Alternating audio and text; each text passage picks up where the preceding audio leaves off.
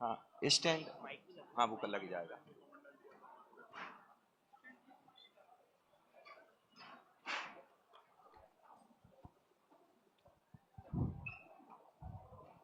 ग्रंथराज तत्वार्थ सूत्र की वाचन दोपहर में आचार्य भगवान के सानिध्य में चल रहा है। और लोग उपवास तो कर ही रहे हैं। कुछ शिवरार्थियों के 5 के 5 लगातार उपवास हो गए हैं, और कुछ के 1, कुछ के 2। वो तो उपवास चल ही रहे, लेकिन जब तत्वार्थ सूत्र का वाचन करते हैं तो एक उपवास का फल वाचन से मिलता है। तो उस परंपरा को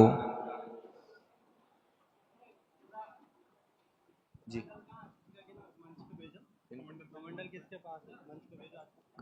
कमंडल किसके पास है?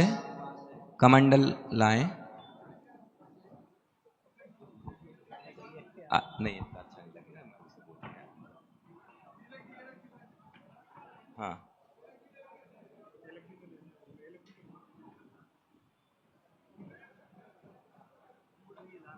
हैं? आ गया, आ गया। वो हाँ, आ रहा है। पीछे से आ रहा, रूबल भैया ला रहे हैं। पीछे से आ रहा है, कमांडर पीछे से आ रहा है। आगे।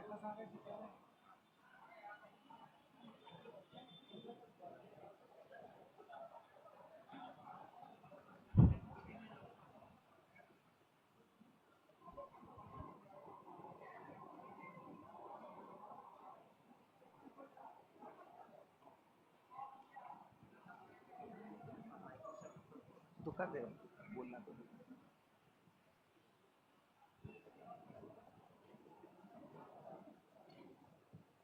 आज तत्वार्थ सूत्र वाचन का सौभाग्य हम सबको बाल ब्रह्मचारी गायक भैया जी के माध्यम से प्राप्त होने वाला है।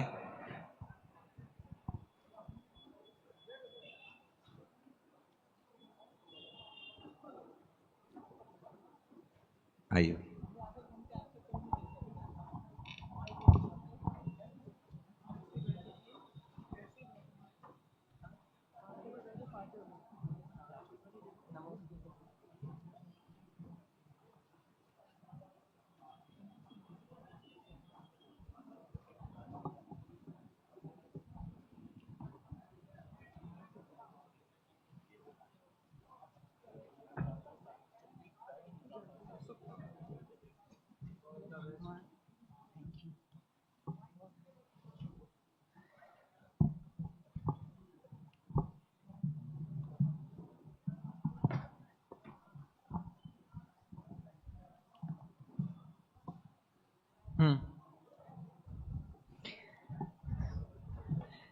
समय समय पर मात पिता बन प्यार लुटाते हैं गुरुवर।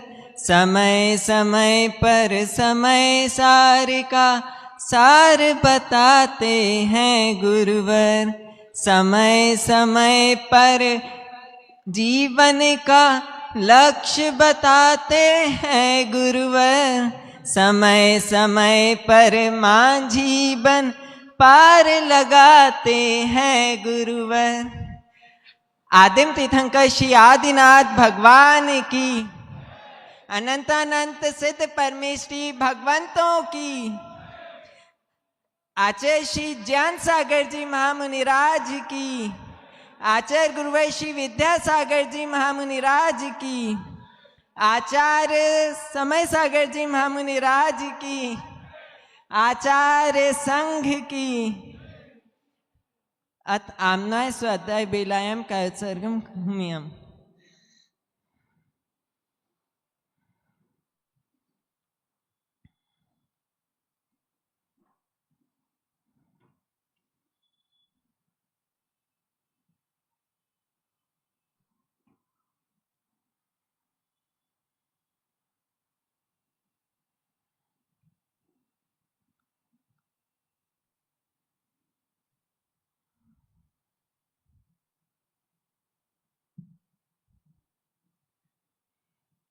मोक्षमार्गस्य नेतारं भेत्तारं कर्मभूभृतां ज्ञातारं भविष्यतत्त्वानां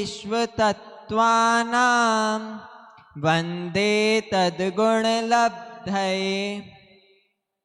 सम्यक दर्शन ज्ञान चारित्राणि मोक्ष मार्गः तत्वात् श्रद्धानं सम्यक दर्शनम् तन्निसर्गादधिगमाद्वा जीवा जीवाश्रव बंध संबर निर्जरा मोक्षास्तत्वम् नाम स्थापना द्रव्य भावतस्तन्यासः प्रमाण नैरधिगमः निर्देश स्वामित्व साधनाधिकरण स्थिति विधानतः सत्संख्या क्षेत्र स्पर्शन कालांतर भावाल्प बहुत्वैश्च मति श्रुतावधि मनः पर्याय केवलानि ज्ञानम तत्प्रमाणे आद्य परोक्षम प्रत्यक्ष मन्यत मति स्मृति संज्ञा चिंता भीनिबोध इत्यनर्थांतरम तदिंद्रिया निंद्रिय निमित्तम अवग्रहे हावाय धारणा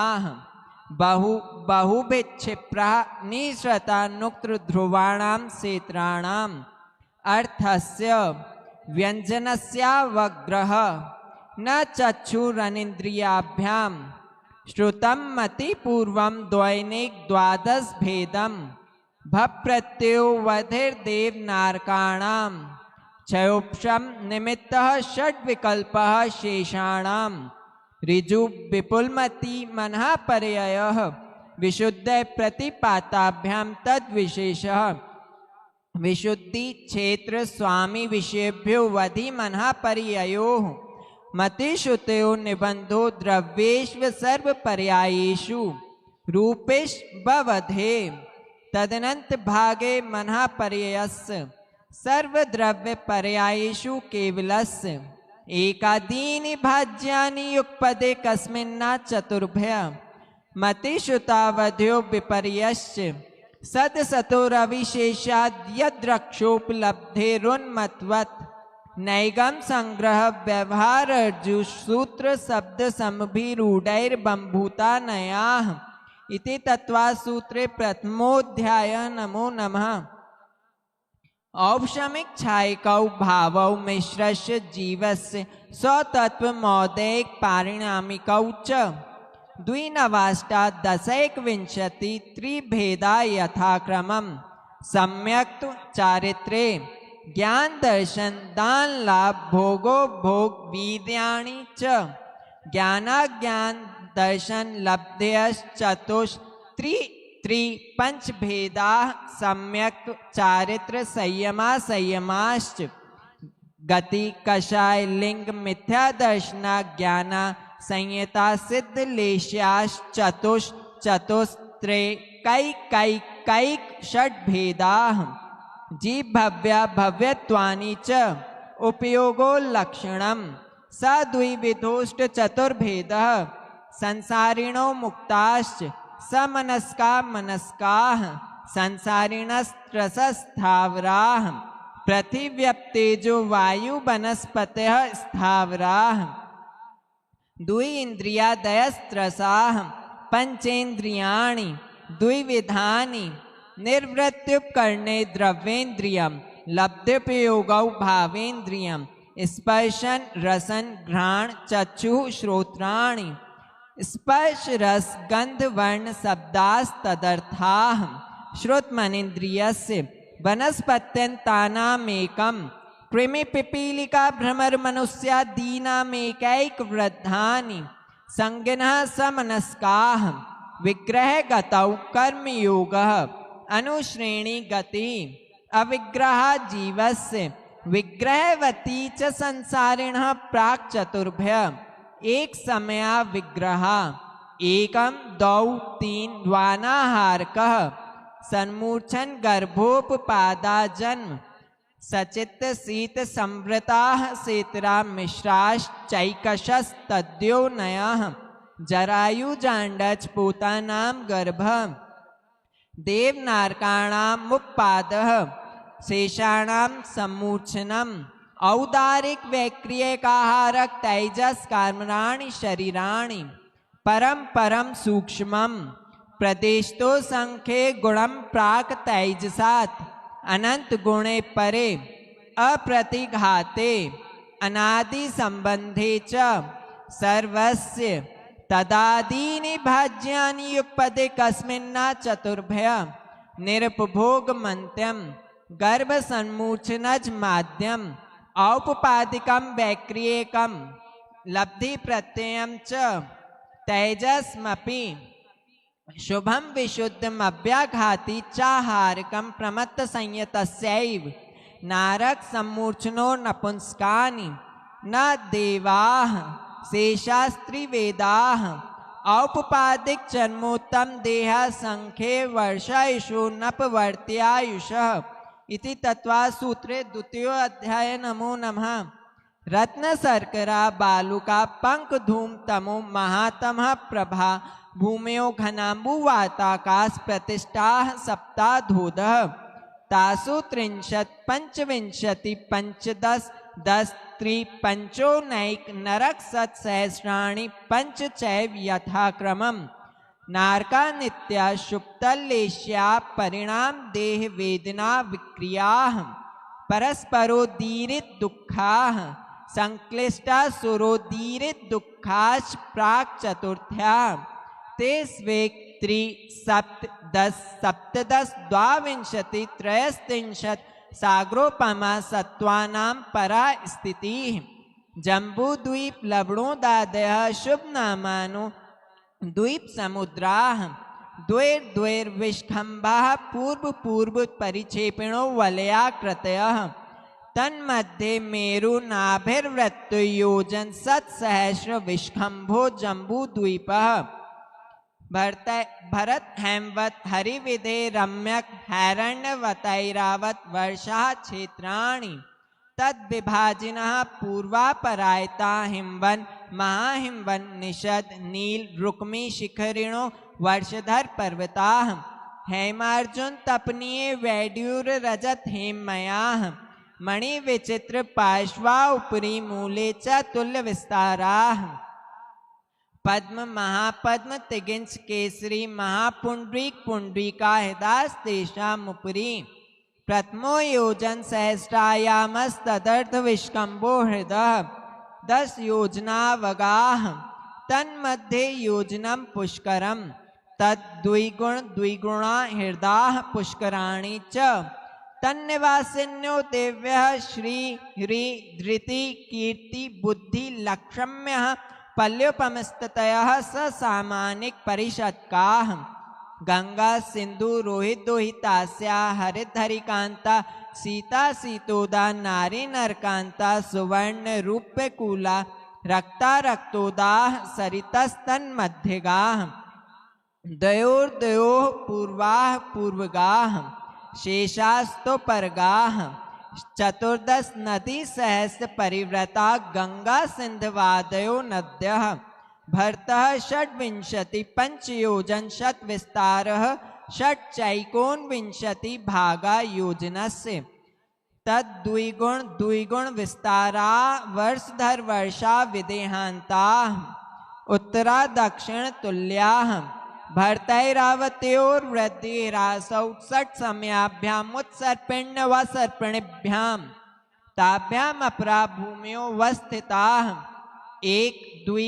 3 पल्योपम स्थितयो हेमवतक हारिवर्षक दैव कुर्वकाः तथोत्तराः विदेहेषु संख्ये कालाः भरतस्य विष्कम्भो जम्बूद्वीपस्य 90 भागः द्वैर्धात्की खंडे पुष्करार्धे च प्रांग मानुषोत्तरान् मनुष्याः आर्या म्लेच्छाश्च भरतैरावत विदेहा कर्म भूम्योन्नत्र देव कुरुत्तर कुरुभ्य निरिस्थिति परावरे त्रिपल्योपमांतर मुहूर्ते त्रयक यो निजानम च इति तत्वा सूत्रे तृतीयोऽध्याय। नमो नमः।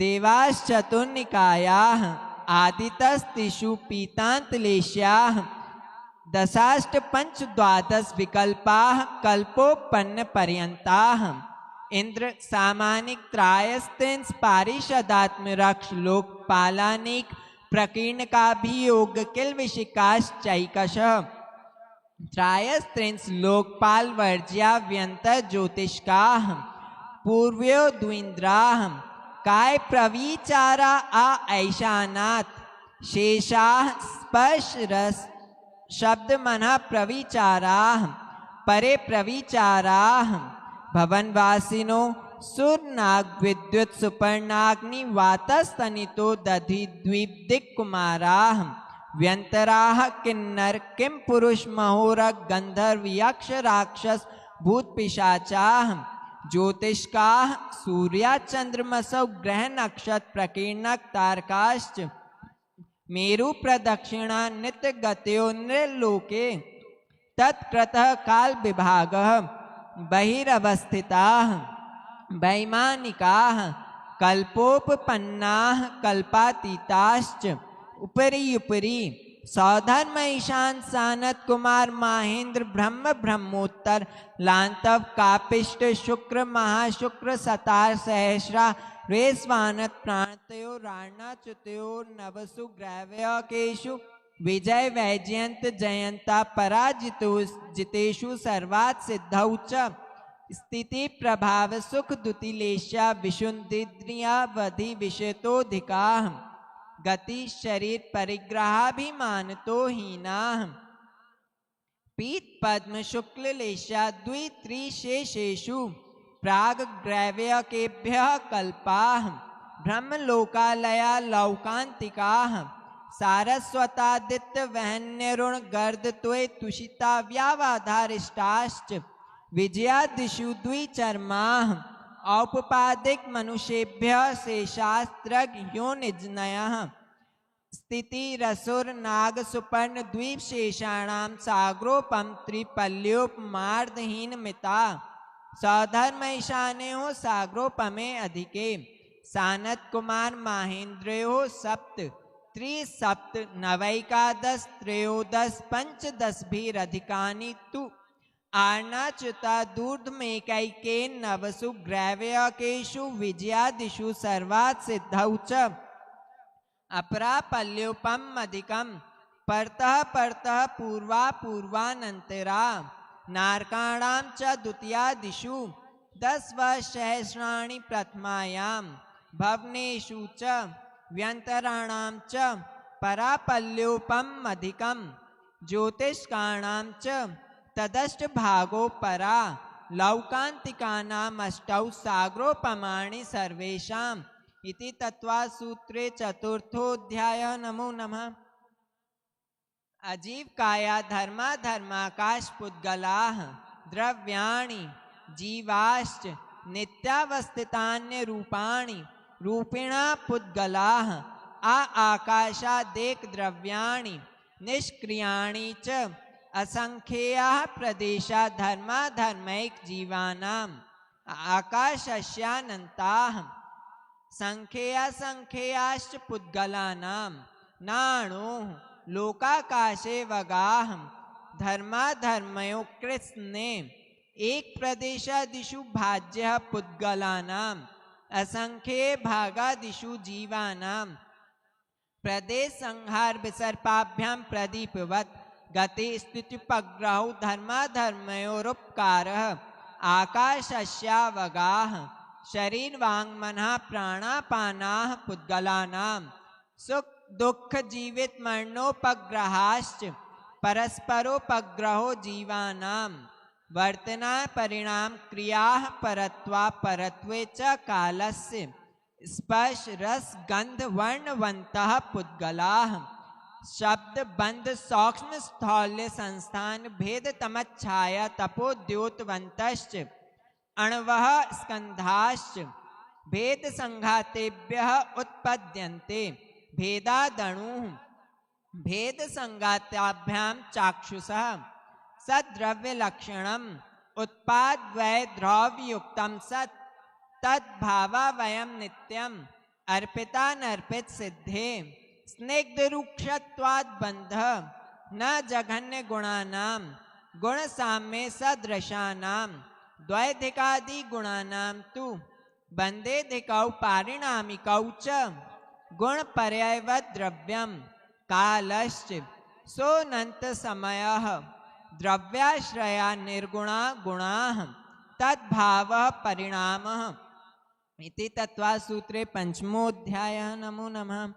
काय वांग मनः कर्म योगः स आश्रवः शुभ पुण्यस्य शुभ पापस्य स कषाया कषाययोः सांप्रदायिकेद्यापथयोः इंद्रिये कषायाव्रत क्रियाः पंचचतुः पंचविंशति संख्याः पूर्वस्य भेदाः तीव्र मंद ज्ञाता ज्ञात भावाधिकरण वीर विशेषेभ्यस्तद विशेषः अधिकरणम जीवा जीवाः आद्यम समरंभ समारंभ आरंभ योग कृत कारितानुमत कषाय विशेषैः त्रिस त्रिश चतुष चतुष चैकश निर्वर्तना निक्षेप संयोग निसर्गा द्वि चतुर द्वि त्रिभेदाः परम तत्प्रदोष नव मात्सर्यांतराया साधनोपघाता ज्ञान दर्शना वर्णयोः दुख शोक तापाक्रंदन वद परिदेव नान्यात्म परो भय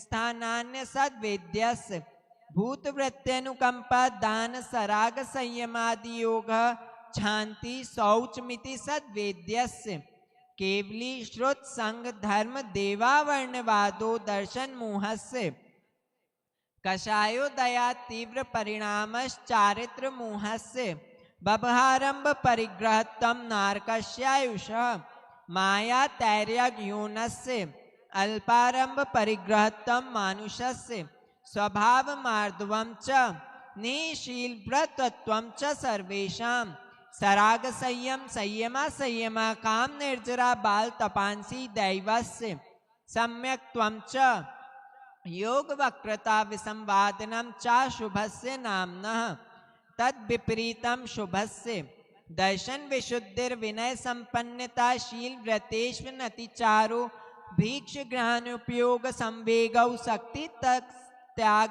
तपसि साधु समाधिर वैयावृत्त करण मरहदाचार बहुश्रुत प्रवचन भक्ति रावश्यका परिहाणी मार्ग प्रभावना प्रवचन वत्सलत्व मिति तीर्थकरत्वस्य परात्म निंदा प्रशंसे सद सद्गुणोच्छादनोद्भावने च नीचैर गोत्रस्य तद विपर्ययो नीचैर वृत्त्यनुसेकौ चोतरस्य विघ्नकरण मंत्रायस्य इति तत्त्वसूत्रे षष्ठोऽध्यायः। नमो नमः।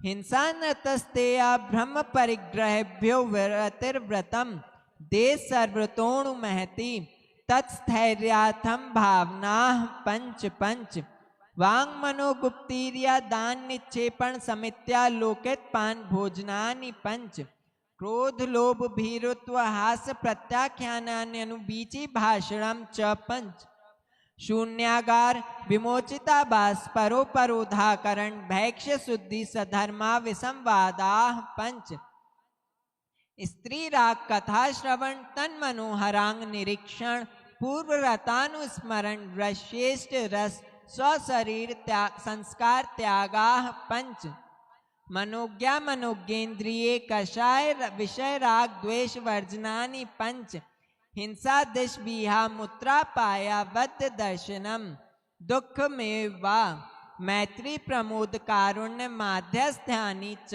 सत्व गुणाधिक क्लेशमाना विनेयेषु जगत काय स्वभाव वा संवेग वैराग्यार्थम प्रमत्त योगात् प्राण व्रप्रोपणम हिंसा असदभिदान मनतम अदत्ता दानम स्तेयम मैथुन म ब्रह्म मूर्छा परिग्रह निशल्यो व्रति अगार नगारश्च अणुव्रतो गारी दिग्देशानर्थ दंड विरति सामायिक प्रोषधोपवासोपभोग परिभोग परिमाणातिथि संविभाग व्रत संपन्नश्च मारणांतिकीं संलेखनां जोषिता शंकाकांक्षा विचिकित्सान्य दृष्टि प्रशंसा संस्तवाः सम्यक दृष्टे रतिचाराः व्रतशीलेषु पंच पंच यथाक्रमम् बंध बदच्छेदाति भारारोपणान पान निरोधाः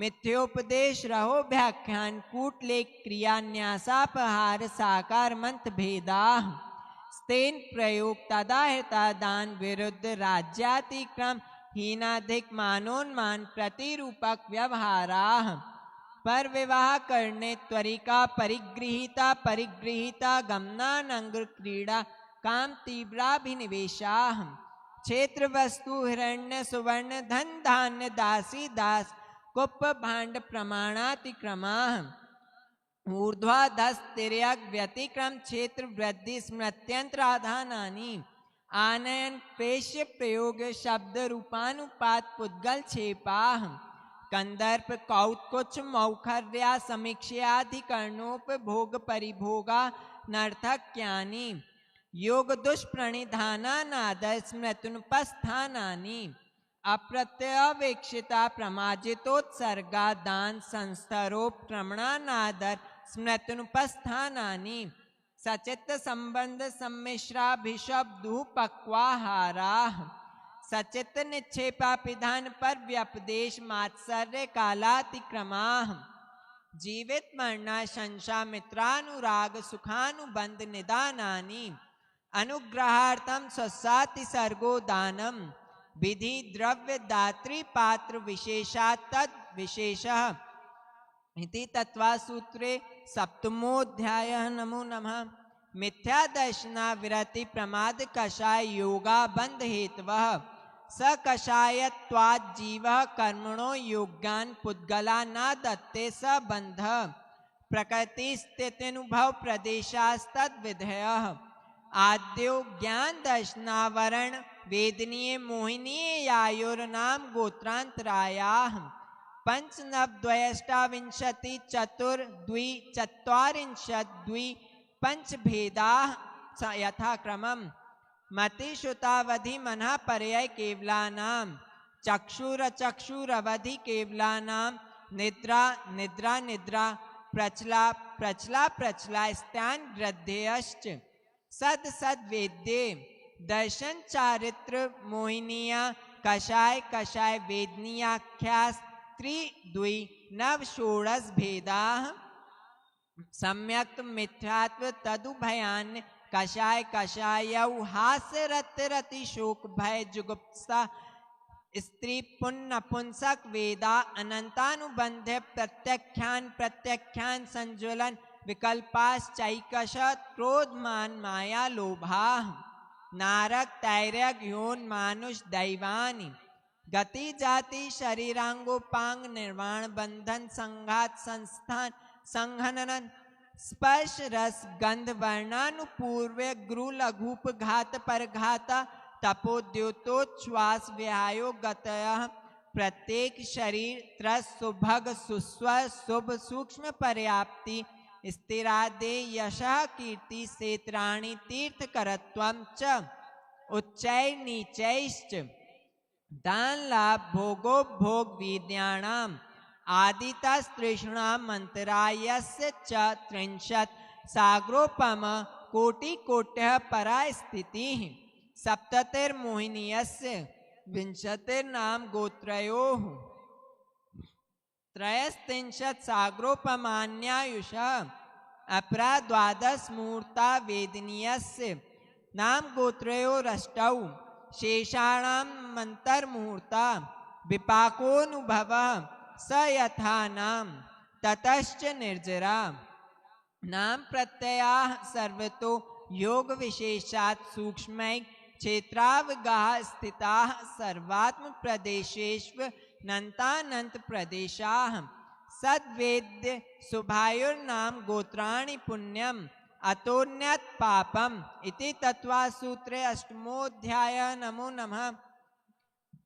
आश्रव निरोधः संवरः स गुप्ति समिति धर्मानुप्रेक्षा परिचय जय चारित्रहि तपसा निर्जरा च सम्यक योग निग्रहो गुप्ति ईर्या भाषैषणा दान निक्षेपोत्सर्गाः समितयः उत्तम क्षमा मार्दवार्जव शौच सत्य संयम तपस्त्यागा किंचन ब्रह्मचर्याणि धर्म अनित्या शरण संसारे कत्वा नत्वा शुच्याश्रव संबर निर्जरा लोक बोधि दुर्लभ धर्म स्वाख्या तत्वानुचिंतन मनु प्रेक्षाह मार्गा चिवन निर्जरार्थम परिशोडव्याह परिशः क्षुत पिपाशा शीतोष्ण दंश मशक नाग्न्या रति स्त्री चर्या निषद्या सय्या क्रोश वद याचना लाभ रोग तृण स्पर्श मल सत्कार पुरस्कार प्रज्ञा ज्ञाना दर्शनानि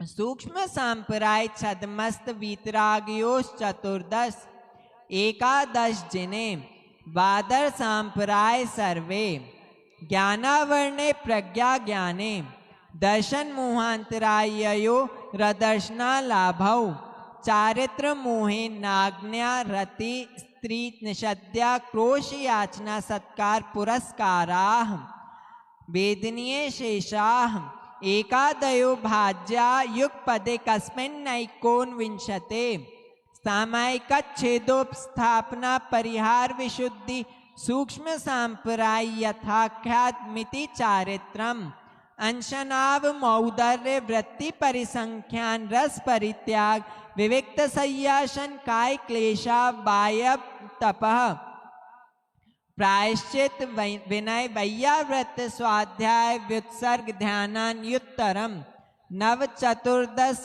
पंच द्वि भेदा यथाक्रमं प्राग ध्यानात् आलोचना प्रतिक्रमण तदुभय विवेक व्युत्सर्ग तपच्छेद परिहारोपस्थापना ज्ञान दर्शन चारित्रोपचारा आचार्योपाध्याय तपस्वी शैक्ष ज्ञान गण कुल संग साधु मनुज्ञानाम वाचना प्रक्षणानुप्रेक्षामनाय धर्मोपदेशा बाह्याभ्यंतरोपध्यो उत्तम संघनन सैकाग्र चिंता निरोधो ध्यान मांतर मुहूर्तात् आर्त रौद्र धर्म शुक्लानि परे मोक्ष हेतु आर्त मनुज्ञस्य संप्रयोगे तद विप्रयोगाय स्मृति समन्वाहारः विपरीतम मनुज्ञस्य वेदनयाश्च निदानं च तद्विरत देशविरत प्रमत्त संयतानां हिंसानतस्ते विषय संरक्षणेभ्यो रौद्रम अविरत देश विरतयोः आज्ञा पाय विपाक संस्थान विचयाय धर्म्यम शुक्ले चाद्ये पूर्वविदः परे केवलिनः पृथक्त्वैकत्व वितर्क सूक्ष्म क्रिया प्रतिपाति व्युपरत क्रिया निवर्तिनी त्रेक योग काय योगा योगानाम एकाश्रय सवितर्क विचारे पूर्वे अविचारम द्वितीयम वितर्क श्रुतम विचारोर्थ व्यंजन योग संक्रांति सम्यक दृष्टि श्रावक विरतानंत वियोजक दर्शन मोह छपकोप शमकोप शांत मोह छपक क्षीण मोह जिनाह क्रमशो संख्ये गुण निर्जराह पुलाक बकुश कुशील निर्ग्रंथ स्नातका निर्ग्रंथाः संयम श्रुत प्रतिसेवना तीर्थ लिंग लेश्योपाद स्थान विकल्पतः साध्याः इति तत्वा सूत्रे नवमोऽध्यायः नमो नमः मोह क्षयाज ज्ञान दर्शना वर्णांतराय क्षयाच केवलम बंध हेतु भाव निर्जराभ्याम कृत्स्न कर्म विप्र मोक्षो मोक्ष औपशमिकादि भव्यत्वानां च अन्यत्र केवल सम्यक्त्व ज्ञान दर्शन सिद्धत्वेभ्य तदनंतर मूर्ध्वम गच्छत्या लोकांतात् पूर्व प्रयोगात् दसंगत्वात् बंधच्छेदात् तथा गति परिणामाच्च आबिद कुलाल चक्रवद व्यापगत लेपालाभु बदेरंड वीद वदग्नि शिखावच्च धर्मास्तिकाया भावात् क्षेत्र काल गति लिंग तीर्थ चारित्र प्रत्येक बुद्ध बोधित ज्ञानावगाह नांतर संख्याल्प बहुत्वतः साध्याः इति तत्वा सूत्रे दशमोऽध्यायः नमो नमः अक्षरमात्रपदस्वरहीनं व्यञ्जनसन्धिविवर्जितरेफं साधुभिरत्र मम छवितव्यं को न विमुह्यति शास्त्रसमुद्रे दशाध्याय परिच्छिन्ने तत्त्वार्थे पठिते सति फलं स्यादुपवासस्य भासितं मुनिपुङ्गवै तत्त्वार्थसूत्रकर्तारं गद्यपिक्षोपलक्षितं वन्दे गणिन्दसञ्जात मुमा स्वामी मुनीश्वरम्। बोलो आचार्य श्री उमा स्वामी जी महाराज की जय। आचार्य परमेश्वरी आचार्य गुरुदेव श्री विद्यासागर जी महामुनिराज की, आचार्य श्री समय सागर जी महाराज की, आचार्य संघ की। इति आम्नाय स्वाध्याय वेलायां कायत्सर करोम्यम।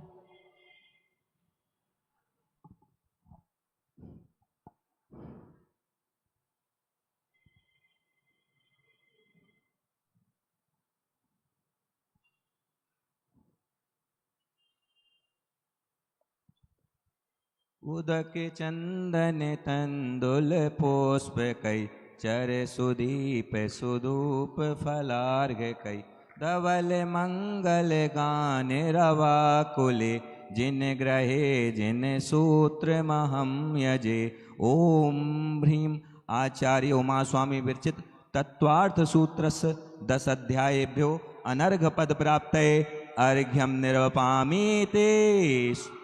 भावों की निर्मल सरिता में अवगाहन करने आया हूँ, सबका सारा दुख दर्द हरो यह अर्घ भेंटने आया हूँ।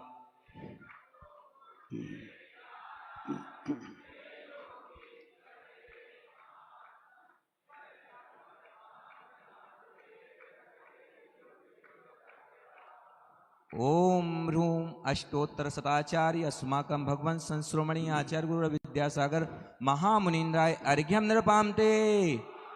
जिनकी चर्या में चर्चा में श्री मूलाचार्य समाया है, श्री शांति वीर शिव ज्ञान तथा विद्यासागर से पाया है।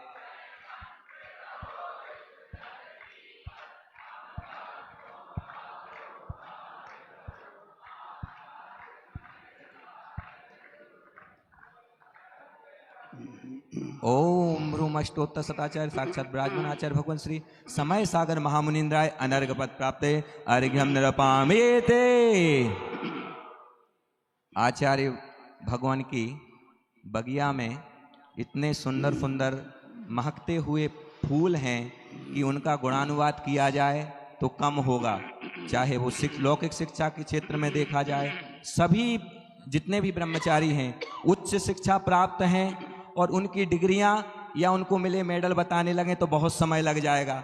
अभी हमारे बीच में बाल ब्रह्मचारी गायक भैया जो कि विदिशा के नगर गौरव हैं, उन्होंने वाचना की है। और यद्यपि गायक भैया की ये जो संगस्थ ब्रह्मचारी हैं उनमें सबसे युवा ब्रह्मचारी हैं। युवा ब्रह्मचारी तो हैं लेकिन ज्ञान और चारित्र में प्रौढ़ ब्रह्मचारी हैं। ऐसे भैया के सम्मान में जोरदार तालियों के साथ अनुमोदना करें। संत होते हैं बहुत, संत होते हैं बहुत, पर गुरुवर कुछ जुदा से लगे। समय के रूप में देखा पर ये हमको विद्या के सागर लगे, समय के रूप में देखा पर विद्या के सागर लगे। परम पूज्य आचार्य भगवान के चरणों में निवेदन है कि आचार्य भगवान तत्वार्थ सूत्र के गहन रहस्यों को समझाने की कृपा करें। आचार्य भगवान के चरणों में नमोस्तु नमोस्तु नमोस्तु। अथो अपराणिक स्वाध्याय वेलायां श्रीमद् भक्ति कायु सर्वम करोमि।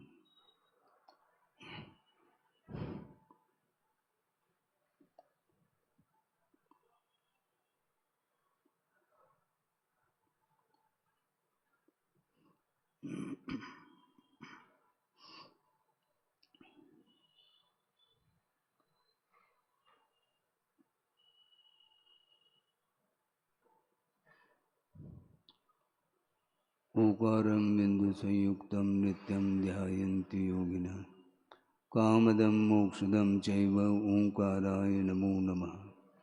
अविरल शब्द घनौघ प्रक्षालित सकल भूतल कलंका मुनिविर्पाशुद तीर्था सरस्वतीर्तनो दुरितम् अज्ञानतिमिरान्धानां ज्ञानाञ्जनशलाकया चक्षुरुन्मीलितं येन तस्मै श्रीगुरुवे नमः। परम गुरुभ्यो नमः। परम्पराचार्य गुरुभ्यो नमः। सकलकलुषविध्वंसकं श्रेयसां परिवर्धकं धर्म संबंधकं भव्य जीव मन प्रतिबोधकारकमिदं शास्त्रं श्री तत्वार्थ सूत्र नामधेयम्। अस्य मूल ग्रंथकर्तार श्री सर्वज्ञ देवाः तदुत्तर ग्रंथकर्तार श्री गणधर देवाः प्रतिगणधर देवाः येषां वचोनुसारमासादि श्रीमद् आचार्य प्रवर श्री उमा स्वामी दैवैर्विरचितं मंगलम भगवान वीरो मंगलम गौतमो वने मंगलम कुंदकुंदाद्यो जैन धर्मोस्तु मंगलम सर्वमंगल मांगल्यम सर्वकल्याणकारकम प्रधानम सर्वधर्माणां जैनम जयतु शासनम कोटिशतं द्वादशैव कोटो लक्षाणि शेतिस्त्रिकानि चैव पंचाशदष्टोच सहस्रसंख्य मे तत्श्रुतं पंचपदं नमामि अरहंत भासयत्तं गणहरदेवे गन्त्यं सम्मं प्रणमामि भक्तजुक्तो सुज्ञानमहो वयं शिरसा इच्छामि बन्ते सुधभक्ति कामसुकोदसालोचें अंग वंग पयनय पावड़य परियम सुत्त प्रमाणोग पूगय चूलिया चेव सुत्तय तुदम कायम सैनिच कल मंचे में पूजे में वंदामि नमम सामि दुख कौ कम कौ भोइलाओ सुगय गमनम समाय मरणम जनगुण संपत्ति होद मध्यम अथो अपराणिक स्वाध्याय वेलायाम श्रीमद् आचार्य भक्ति का योग सर्गम करो। क्या करते हैं?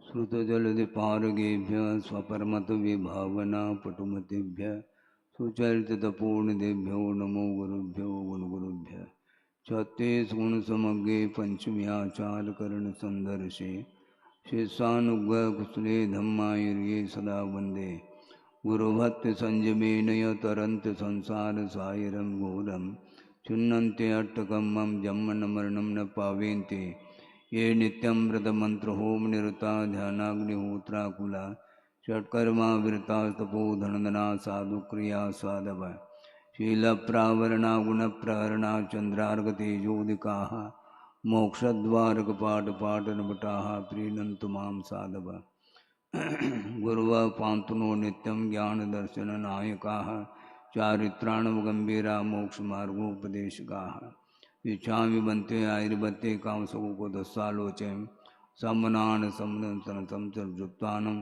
पंचमे आचाराणाम् आयुर्यानम् आयारादि स्मरानुपदेशानुवज्झायानं तिरयनुगुणपालुर्यानं सौसाणुं सैनिचकलमंचे में पूजे में वंदामि नमं सामि दुःखखौ कमखौ भूइलाओ सुगय गमनम समाय मरणम जनगुण संपत्ति होदमध्यम मोक्ष मार्गस्य नेतारं भेतारं कर्म भूव्रतां ज्ञातारं विश्वदत्मानां वन्दे तद्गुणलब्धये।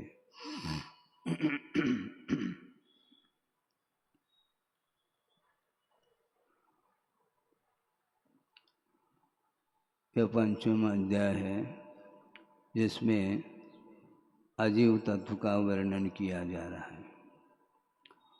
जीव का अर्थ स्पष्ट किया था द्वितीय अध्याय में। चेतनाएं जिसका लक्षण है उसका नाम जीव है। ठीक उससे विपरीत लक्षण वाला अजीव तत्व माना जाता है। उस अजीव तत्व के भीतर कितने पदार्थ आ सकते हैं उनका सांगोपांग वर्णन इस अध्याय में किया जा रहा है। अजीव काया धर्मा धर्माकाश पुद्गला धर्म, अधर्म, आकाश और पुद्गल, ये चारों द्रव्य अवजीवात्मक हैं और कायात्मक हैं। ये विशेषण जोड़ दिए हैं। धर्म, अधर्म, आकाश और पुद्गल, इसमें जीवत्व नहीं पाया जाएगा, इस अपेक्षा से अजीव हैं। और काय का अर्थ होता है बहुप्रदेशता। जिस प्रकार शरीर एक परमाणु के द्वारा निर्मित नहीं है, अनेक परमाणुओं के समुदाय के रूप में ही शरीर की जिस प्रकार रचना होती है, उसी प्रकार इन धर्मादिक द्रव्यों में प्रदेश बहुप्रदेशता के अपेक्षा से शरीर की उपमा दी गई है। इन्हें धर्म द्रव्य परमाणु के रूप में नहीं, इसी प्रकार अधर्म, आकाश और पुद्गल ये एक एक प्रदेश को लेकर के नहीं हैं, किंतु बहुप्रदेशता इसमें विद्यमान है, इसलिए इनको काय की संज्ञा दी है। वस्तुतः अस्थिकाय कितने होते हैं? 5 अस्थिकाय होते हैं, किंतु उसमें पुद्गल द्रव्य जो अस्थिकाय के रूप में ग्रहण किया है, वह उपचार से उसको अस्थिकाय की संज्ञा दी है। क्योंकि जब पुद्गल परमाणुओं का संगठन होता है, उस अपेक्षा से उसमें बहुप्रदेशता सिद्ध होती है। परमार्थ से देखा जाए वो सारे सारे परमाणु पृथक हैं, किंतु उनमें संगठन होने की क्षमता होने के कारण उस विवक्षा से उसको काय की संज्ञा दी है। और ये चारों द्रव्य अजीव है। प्रश्न ये उठता है, काल द्रव्य भी महाराज अजीव है, उसको शामिल करना चाहिए। काल द्रव्य क्या जीवात्मक है क्या? नहीं, काल द्रव्य भी अजीव के रूप में होते हुए भी उसमें बहुप्रदेशी नहीं। वह काल द्रव्य एक प्रदेशी है और अजीव तो है, किंतु वह काय नहीं है। और जीव द्रव्य कायात्मक अर्थात बहुप्रदेशी होते हुए भी वह अजीव नहीं है। इसलिए काल द्रव्य और जीव द्रव्य को छोड़ करके यहाँ पर 6 जो द्रव्यों का वर्णन किया है, जो कि अजीवात्मक भी हैं और कायात्मक भी हैं। प्रश्न इस टीकाकार ने एक प्रश्न अपने तरफ से उठा करके उसका समाधान किया है। जिज्ञासा के रूप में ये रखा है, किसी के अंदर जिज्ञासा उत्पन्न हो सकती है, पूर्व पक्ष बना करके इस जिज्ञासा को रख करके उसका समाधान किया। वो ये है कि महाराज धर्म, अधर्म और ये जीव इत्यादि जो हैं ये बहुप्रदेशी, आगे आप सिद्ध स्वयं ही कहेंगे, असंख्या प्रदेशा धर्मा धर्मैक जीवानाम, ये सूत्र आने वाला है। वहीं पर धर्म द्रव्य असंख्यात प्रदेशी है, अधर्म द्रव्य असंख्यात प्रदेशी है और एक जीव द्रव्य भी असंख्यात प्रदेशी है। तो उसी में अस्थिकाय की जो सिद्धि हो जाती है, यहाँ पर पुनः आपने काय इस प्रकार करके कौन सा आपने पृथक विशेष जो वर्णन कर लिया? कोई आवश्यकता तो थी नहीं। उसका उत्तर ये दिया है कि वस्तुतः काल द्रव्य कायात्मक नहीं, ये सिद्ध करना है। और दूसरी बात ये है कि धर्म द्रव्य, अधर्म द्रव्य और एक जीव द्रव्य ये असंख्यात प्रदेशी ही हैं, न कि संख्यात प्रदेशी न अनंत प्रदेशी, ऐसा उस सूत्र में वर्णन आया है। किंतु यहाँ पर सामान्य रूप से बहुप्रदेशता का वर्णन करना था, इस अपेक्षा से काय को रखा है। यदि काय शब्द का प्रयोग नहीं करते तो काल द्रव्य भी कायात्मक सिद्ध हो जाता है। इसलिए यहाँ पर बहुप्रदेशी के रूप में कितने द्रव्य हैं? तो अजीव के रूप में जो द्रव्य हैं वे 4 ही द्रव्य होते हैं बहुप्रदेशी के रूप में। अजीव भी होना चाहिए और बहुप्रदेशता भी होनी चाहिए। जीव द्रव्य बहुप्रदेशी होकर के भी उसमें अजीवपना नहीं है, और काल द्रव्य अजीव होकर के उसमें बहुप्रदेशता नहीं है। इसलिए इन दोनों द्रव्यों को पृथक वर्णन करना है। इस अपेक्षा से यहाँ पर काय शब्द का प्रयोग करके ये धर्म द्रव्य, अधर्म द्रव्य, आकाश द्रव्य और पुद्गल द्रव्य, ये कितने हो गए? ये चारों द्रव्य ये अजीव भी हैं और बहुप्रदिष्टा भी इसमें विद्यमान है। ये क्या हैं? ये द्रव्याणि। इनको किस रूप में स्वीकार करना? ये द्रव्य हैं। द्रव्य का अर्थ द्रवणशीलता जिसमें हो उसका नाम द्रव्य है। द्रवति गच्छति तान तान पर्यायान इति द्रव्यम, ऐसा उल्लेख किया है। ये व्युत्पत्ति परक इसका वर्णन किया है। इसलिए अपने अपने पर्यायों को ये प्राप्त होती हैं, इसलिए इनको द्रव्य ऐसा कहा है। और द्रव्य का लक्षण स्वयं इस अध्याय में उमा स्वामी महाराज ने 2 सूत्र दिए हैं, उसके माध्यम से और इसका स्पष्टीकरण हो जाएगा आगे जा कर के। जीवाश्च, जीव भी द्रव्य है। द्रव्यानि कहा तो जीव तो छूट गया था, तो उसको द्रव्य माने क्या नहीं माने? वो भी द्रव्य के रूप में च के माध्यम से अर्थात, और जीव भी द्रव्य हैं। जीवाश्च ऐसा कर करके वर्णन। और बहुवचन का प्रयोग इसलिए किया क्योंकि जीव एक थोड़े ही है, वो अनंतानंत हैं, इसलिए सूत्र में बहुवचनांत पद दिया है। नित्यावस्थितानि रूपाणि, ये द्रव्य कैसे हैं? नित्य हैं, इनका अभाव नहीं हो सकता। न इसका उत्पाद होता है न इसका विनाश होता है। द्रव्य हमेशा बने रहेंगे, उसको नित्य बोलते हैं।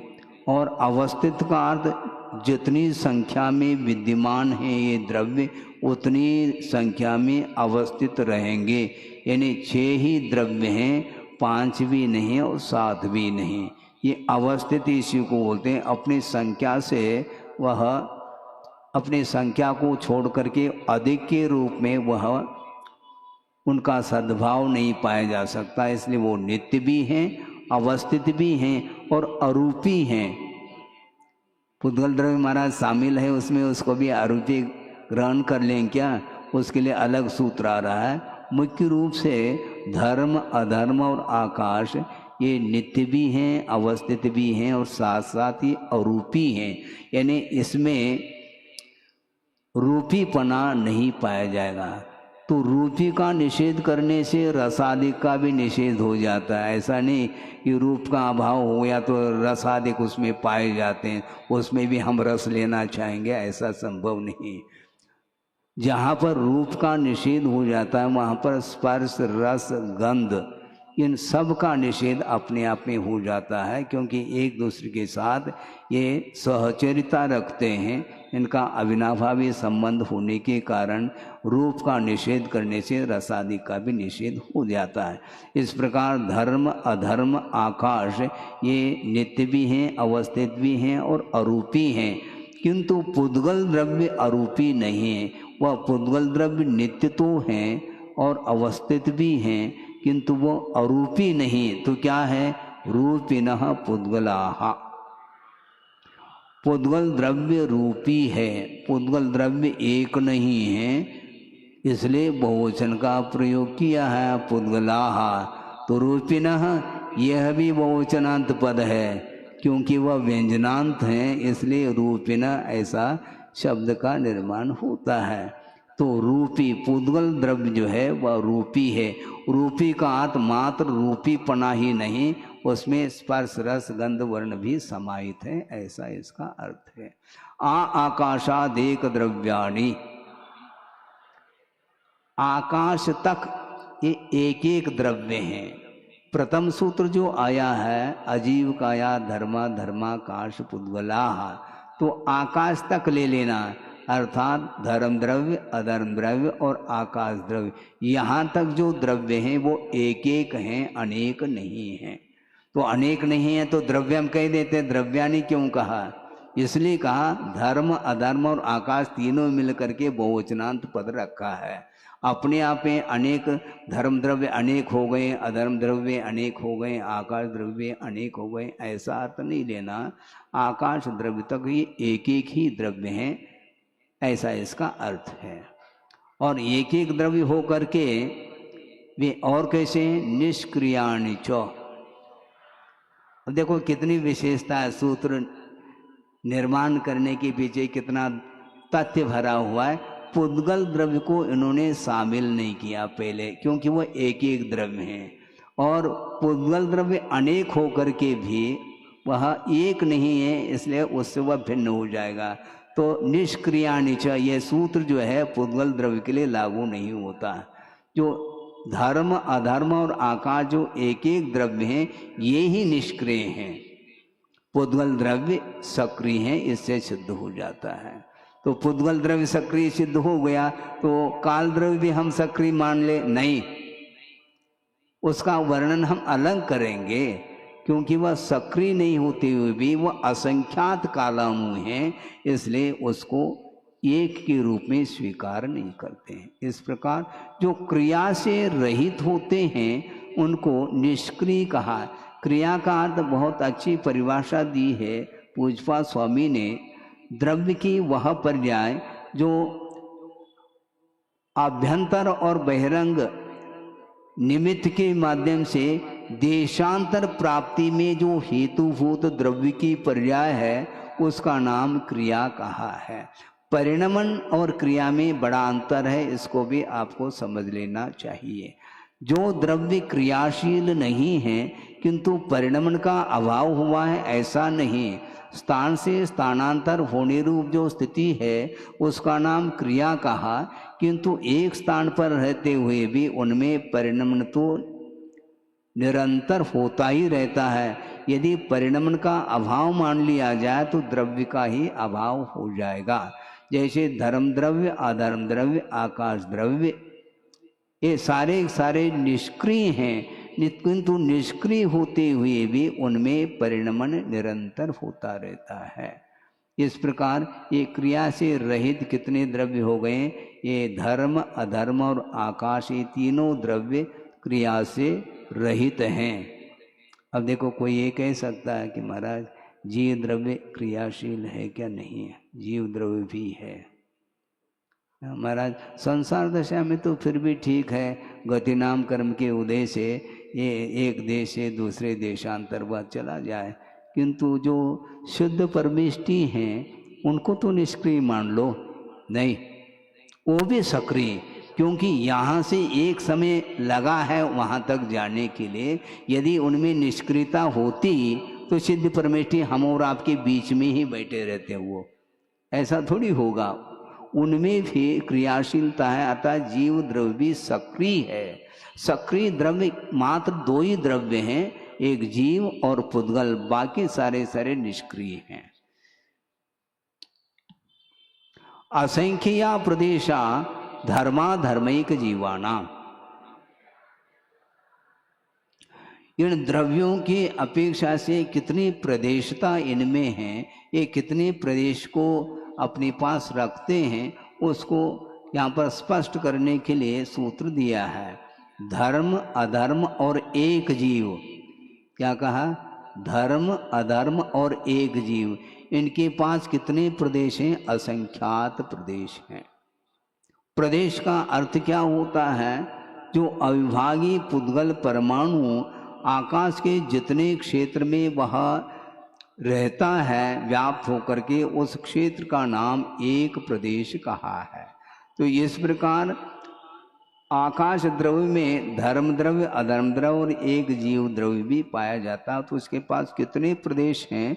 तो आकाश के असंख्यात प्रदेश को व्याप्त होकर के ही धर्म द्रव्य अधर्म द्रव्य और एक जीव द्रव्य रहता है, ऐसा इसका तात्पर्य है। आकाशस्यानंता, किंतु आकाश द्रव्य के पास कितने प्रदेश हैं? अनंत प्रदेश हैं, ऐसा कहा है। सर्वत्र उसका अंत है क्या? आकाश द्रव्य का अंत नहीं। लोकाकाश अलग वस्तु, आकाश जो अनंत प्रदेशी है उसके बीच में यह 343 राजो प्रमाण यह आकाश लोकाकाश विद्यमान है, किंतु उसके बाहर जो कुछ भी आकाश है वह शुद्ध आकाश माना जाता है। उसमें वहाँ पर जीवादि पदार्थ नहीं रह सकते हैं, इसलिए उसको अलोक की संज्ञा है। तो आकाश के पास कितने प्रदेश हो गए? अनंत प्रदेशी वह आकाश है। संख्या संख्या से पुद्गला नाम है। ये प्रदेश की अनुवृत्ति चल रही है। 8वें सूत्र में प्रदेश शब्द का उल्लेख किया है, वह 9वें और 10वें सूत्र में भी उसकी अनुवृत्ति आ रही है। तो पुद्गल द्रव्य कितने प्रदेशी हैं? संख्यात प्रदेशी भी हैं, असंख्यात प्रदेशी भी हैं और च से अनंत प्रदेशी भी हैं, ऐसा सिद्ध किया है। नानो हो, अणु के पास प्रदेश नहीं, मतलब प्रदेश का अभाव मान लिया जाए, ऐसा नहीं, बहुप्रदेशता का अभाव है। अणु के पास एक प्रदेश अपने आप में अणु है, प्रदेश का अभाव अप्रदेशी ऐसा नहीं कहा। अणु के पास बहु प्रदेश नहीं, इसका अर्थ ये निकलता है न अणोहो प्रदेशाः वर्तन्ते, अणु के पास बहुत सारे प्रदेश नहीं हैं।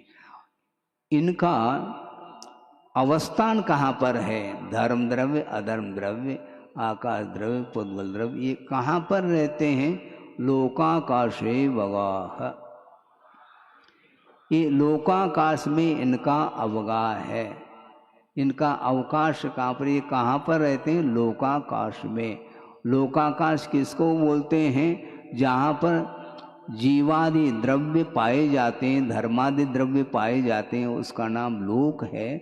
उस लोक में ही ये सारे सारे द्रव्य विद्यमान रहते हैं। इसके उपरांत भी धर्म द्रव्य और अधर्म द्रव्य की विशेषता को लेकर के सूत्र दिया जा रहा है कि धर्मा धर्मयो कृष्णे। कृष्ण का अर्थ पूरे लोकाकाश, कृष्णे लोकाकाशे अवगाह धर्मा धर्मयो। धर्म और अधर्म द्रव्य का जो लोकाकाश में अवगाह है वह किसी लोकाकाश के कोने में नहीं, किंतु संपूर्ण लोकाकाश में वह विद्यमान है, ऐसा कहने का तात्पर्य है। जैसे मान लो किसी एक कमरे में, कमरे के किसी कोने में एक घड़े को रखा है, उसी प्रकार लोकाकाश के किसी एक कोने में धर्म द्रव्य है, किसी एक कोने में अधर्म द्रव्य है, ऐसा नहीं, संपूर्ण लोकाकाश में वह व्याप्त होकर के रहता है, ऐसा इस सूत्र का तात्पर्य है। एक प्रदेशादिशो भाज पुद्गला नाम,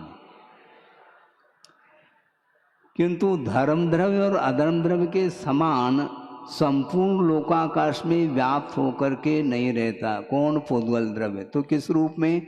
एक प्रदेशादिशो भाज पुद्गला नाम, एक प्रदेश, दो प्रदेश, तीन प्रदेश, इस प्रकार पुद्गल द्रव्य लोकाकाश में रहते हैं। यानी एक परमाणु है तो लोकाकाश के एक प्रदेश में रहेगा, ऐसा थोड़ी कि वह परमाणु भी पूरे लोकाकाश में व्याप्त होकर के रहेगा। दो प्रदेशी है, वह दो प्रदेश में भी रह सकता है और एक प्रदेश में भी वह पृथक रूप से अथवा स्कंद के रूप में भी रह सकता है। तीन परमाणु का जो स्कंद है वह आकाश के तीन प्रदेश में भी रह सकता है और आकाश के एक प्रदेश में भी रह सकता है, और तीन परमाणु का जो स्कंद है वह पृथक पृथक रूप से भी आकाश के एक ही प्रदेश में बाहर रह सकता है। सूक्ष्म परिणमन होने के कारण, पृथक होने के उपरांत पृथक पृथक रहते हुए भी आकाश के प्रदेश तीन हो गए, ऐसा नहीं, आकाश के एक ही प्रदेश में भिन्न भिन्न रूप से भी तीन परमाणु एक ही प्रदेश में उनका अवगाह पाया जाता है। यदि इस प्रकार पृथक पृथक प्रदेश में ही उनका अवगाहन मान लिया जाए तो पुद्गल द्रव्य तो अनंत की संख्या में है, तो ऐसी स्थिति में लोकाकाश तो असंख्यात प्रदेशी हैं, तो अनंत प्रदेशों का, पुद्गलों का अवगाहन कैसा संभव है? किंतु ऐसा नहीं लेना। सूक्ष्म परिणाम होने के कारण असंख्यात प्रदेशी जो लोकाकाश है उसमें ही अनंत परमाणुओं का समावेश हो जाता है। असंख्य प्रदेशादिषु भाज्य असंख्य भागादिषु जीवानाम, जीवों का अवगाह जो लोकाकाश में होता है वह किस रूप में होता है? लोक के असंख्यात भाग कर लो, उसके एक भाग में अथवा दो भाग में अथवा तीन भाग में अथवा चार भाग में, इस प्रकार करते करते समुद्घात की विवक्षा में संपूर्ण लोकाकाश में भी वह एक जीव द्रव्य रह सकता है। किंतु नाना जीवों के अपेक्षा से संपूर्ण लोकाकाश में ही जीवों का समावेश हो जाता है। यानी संपूर्ण जो अनंतानंत यदि जीव रहेंगे तो संपूर्ण लोक में व्याप्त होकर के रहेंगे। एक जीव के अपेक्षा से यदि देखते हैं तो वह लोक के असंख्यात भाग करके एक भाग में भी रह सकता, दो भाग अधिक में भी रह सकते। इसलिए कहा गया है कर्म के उदय में जो शरीर की रचना होती है वह छोटी बड़ी के रूप में शरीर की रचना होती है, तो उस शरीर के अनुरूप ही आत्मा के प्रदेश फैल करके रह जाते हैं। इस अपेक्षा से ये प्रदेशों के विवक्षा में अनुमहत की विवक्षा बन जाती है। प्रदेश संहार विसर्पाभ्याम प्रदीपवत,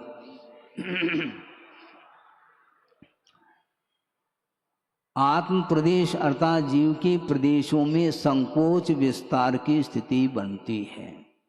उसके बिना ये लोकाकाश में व्याप्त होकर के रह नहीं पाएगा।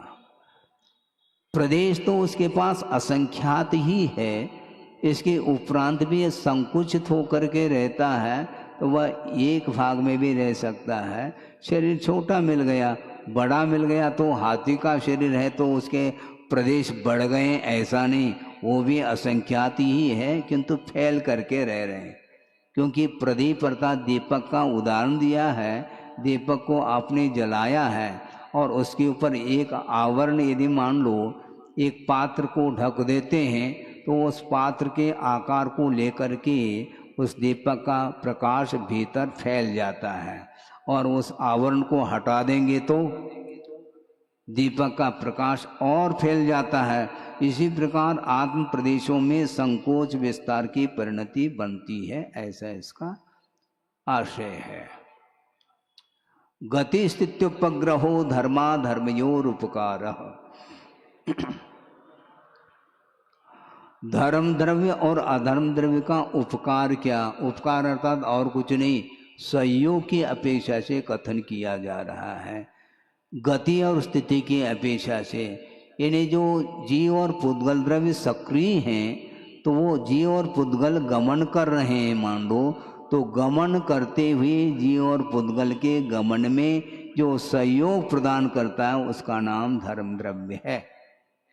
धर्म द्रव्य के अभाव में जीव और पुद्गल सक्रिय होते हुए भी गमन नहीं कर पाएंगे। गमन करने की योग्यता उपादान की दृष्टि से उनके स्वयं में ही है क्षमता, किंतु धर्म द्रव्य के अभाव में, उस निमित्त के अभाव में वह गमन नहीं कर पाएंगे।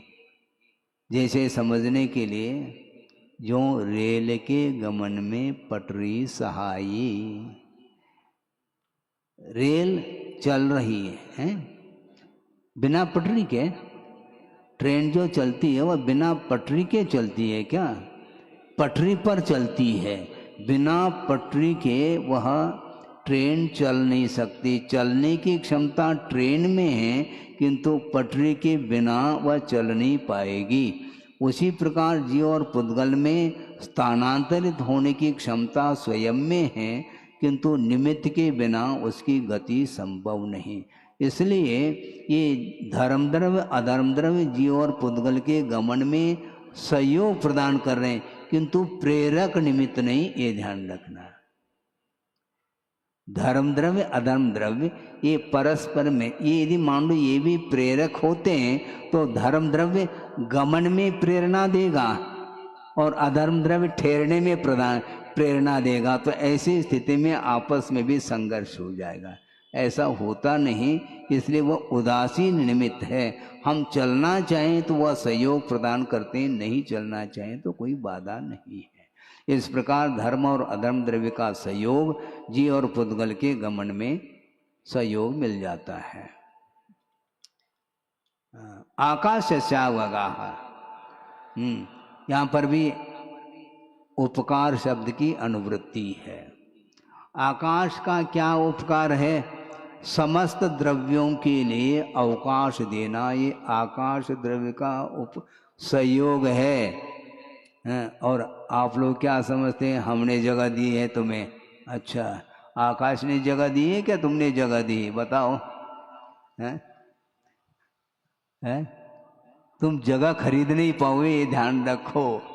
अब कितने भी हम 10 एकड़ की जमीन है, 50 एकड़ की, 500 एकड़ की जमीन आपकी नहीं है, वह जमीन जमीन ही है, आपने खरीदा है। खरीद क्या सकते हैं आप? क्योंकि जमीन के लिए भी अवगाह आकाश द्रव्य ही दे रहा है।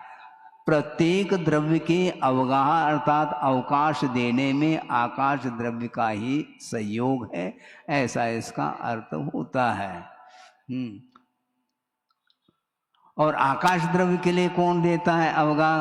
वो स्वयं ही देता है, क्योंकि आकाश द्रव्य से उससे बढ़कर के और कोई भी द्रव्य नहीं है जो आकाश द्रव्य के लिए अवकाश दे सके। इसलिए सबसे महत्व कोई द्रव्य है तो आकाश द्रव्य, उसी का उपकार है। शरीर वांग मना प्राणा पाना पुद्गलानाम, पुद्गल द्रव्य का क्या संयोग है? शरीर, वचन, मन, श्वास श्वास, ये जो क्रियाएं हो रही हैं इनके लिए पुद्गल द्रव्य का ही संयोग है। यदि वह परमाणु स्कंद के रूप में परिणत नहीं होती तो शरीर का निर्माण कैसा संभव है? तो शरीर की जो रचना हुई है उस रचना में पुद्गल द्रव्य का हाथ है। इसी प्रकार भाषा वर्णाएं भाषा के रूप में परिणत जो हो रही हैं वो पुद्गली तो है, उसके माध्यम से ही शब्द निकल रहे हैं। वो भाषा वर्णाएं भाषा के रूप में परिणत यदि नहीं होती तो आप बोल कैसे पाते हैं? आप बोल रहे हैं, इसका अर्थ क्या? मैं बोल रहा हूँ अपने मुख से, तुम बोल नहीं पाओगे। जो गूंगा है वो क्यों नहीं बोलता? उत्तर दो इसमें। बहुत संयोग है पुद्गल द्रव्य का। कंठ और तालु आदि के निमित्त को लेकर के ही ये शब्द उत्पन्न होते हैं, इसलिए पुद्गल द्रव्य की आश्रित ये क्रिया मानी जाती। इसी प्रकार मनोवर्गनाएं जो हैं वो मन के रूप में परिणत हो जाती हैं। इसी प्रकार श्वासोश्वास आदि की जो क्रिया हो रही है वह भी पुद्गल द्रव्य की आश्रित ही है, ऐसा इसका आशय है। सुख दुख जीवित मरणोपग्रहाश्च, च के माध्यम से पुद्गल द्रव्य के और भी अनुग्रह अर्थात उपकार है। कौन कौन से? सुख, साता वेदनी का उदय होगा तो आपको सुख मिलेगा, इसमें पुद्गल द्रव्य का सहयोग है। मानो उसको, उसका बहुत बड़ा उपकार है आपके लिए। दुख, असाता वेदनी कर्म के उदय के बिना दुख उत्पन्न नहीं हो सकता, यह भी पुद्गल द्रव्य की ही कारण होता है। जीवन जो चल रहा है वो आयु कर्म के आश्रित है, इसमें भी पुद्गल द्रव्य का ही सहयोग है। आयु कर्म का जब तक उदय है तब तक आप जीवित हैं, और उसका अभाव हो गया, मरण हुआ, तो मरण के लिए भी सहयोग कौन प्रदान कर रहा है? आयु कर्म का अभाव।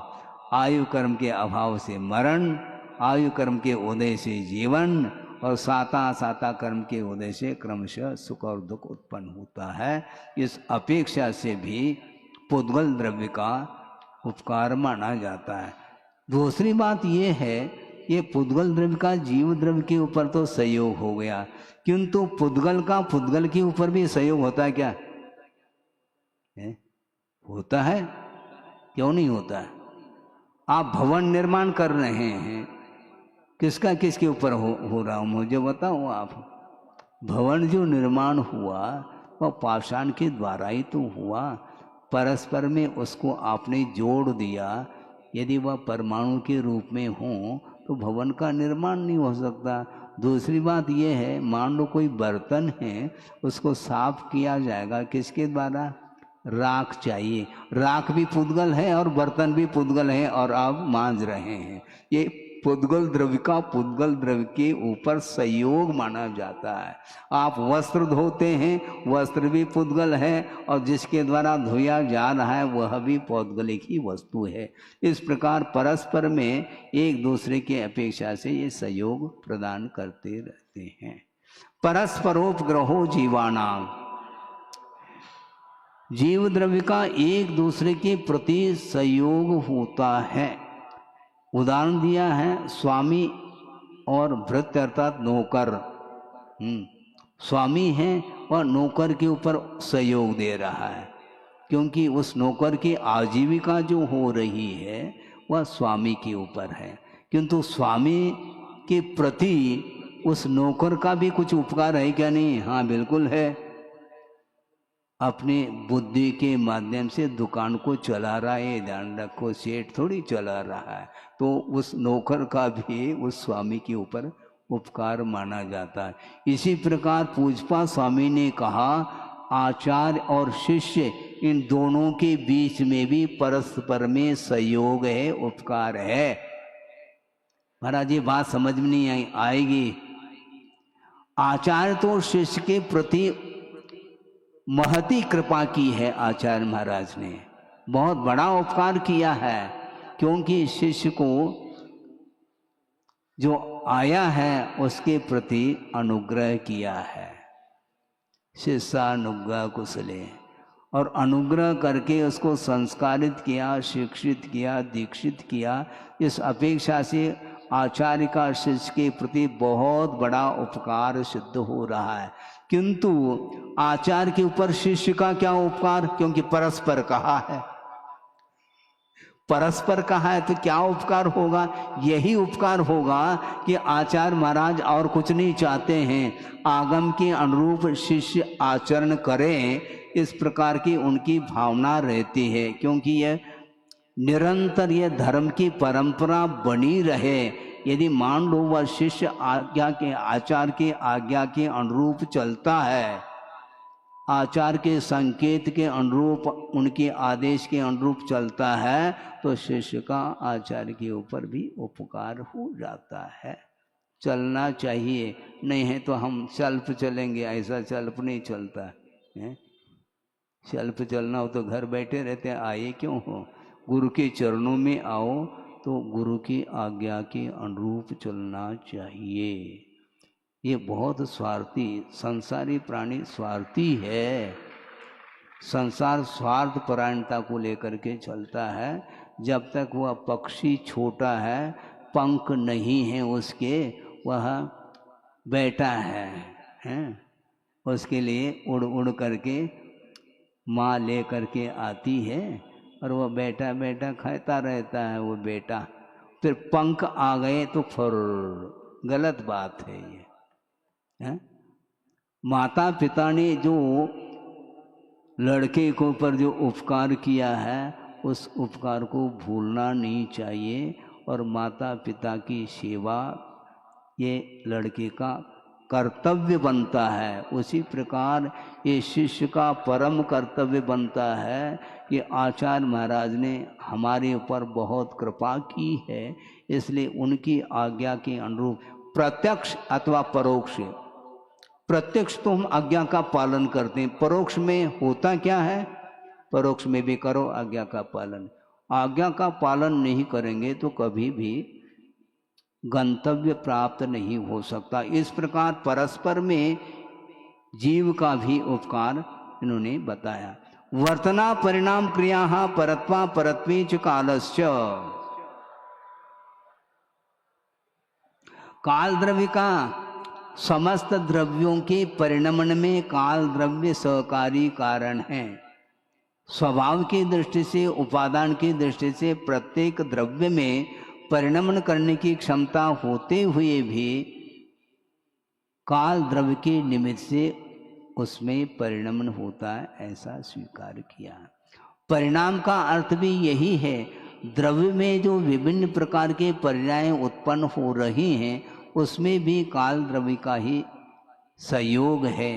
क्रिया हम अपने पैरों से चल रहे हैं, हाँ चलो कोई बाधा नहीं, लेकिन काल द्रव्य का भी सहयोग है, स्वीकार करो।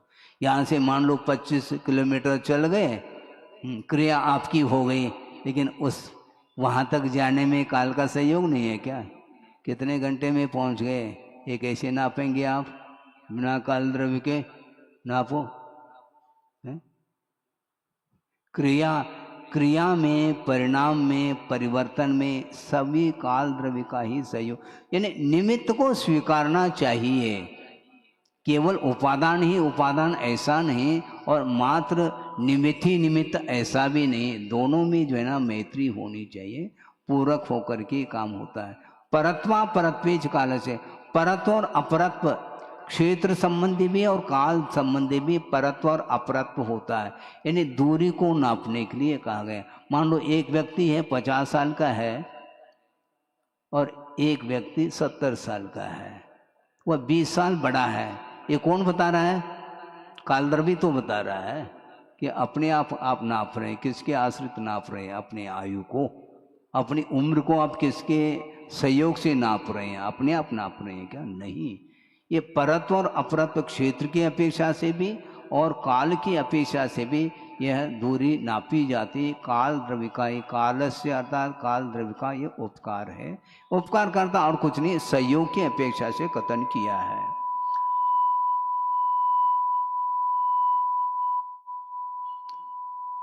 स्पर्श रस गंध वर्णवंतः पुद्गलाः। अब पुद्गल द्रव्य का स्वरूप क्या है इसको बता रहे हैं।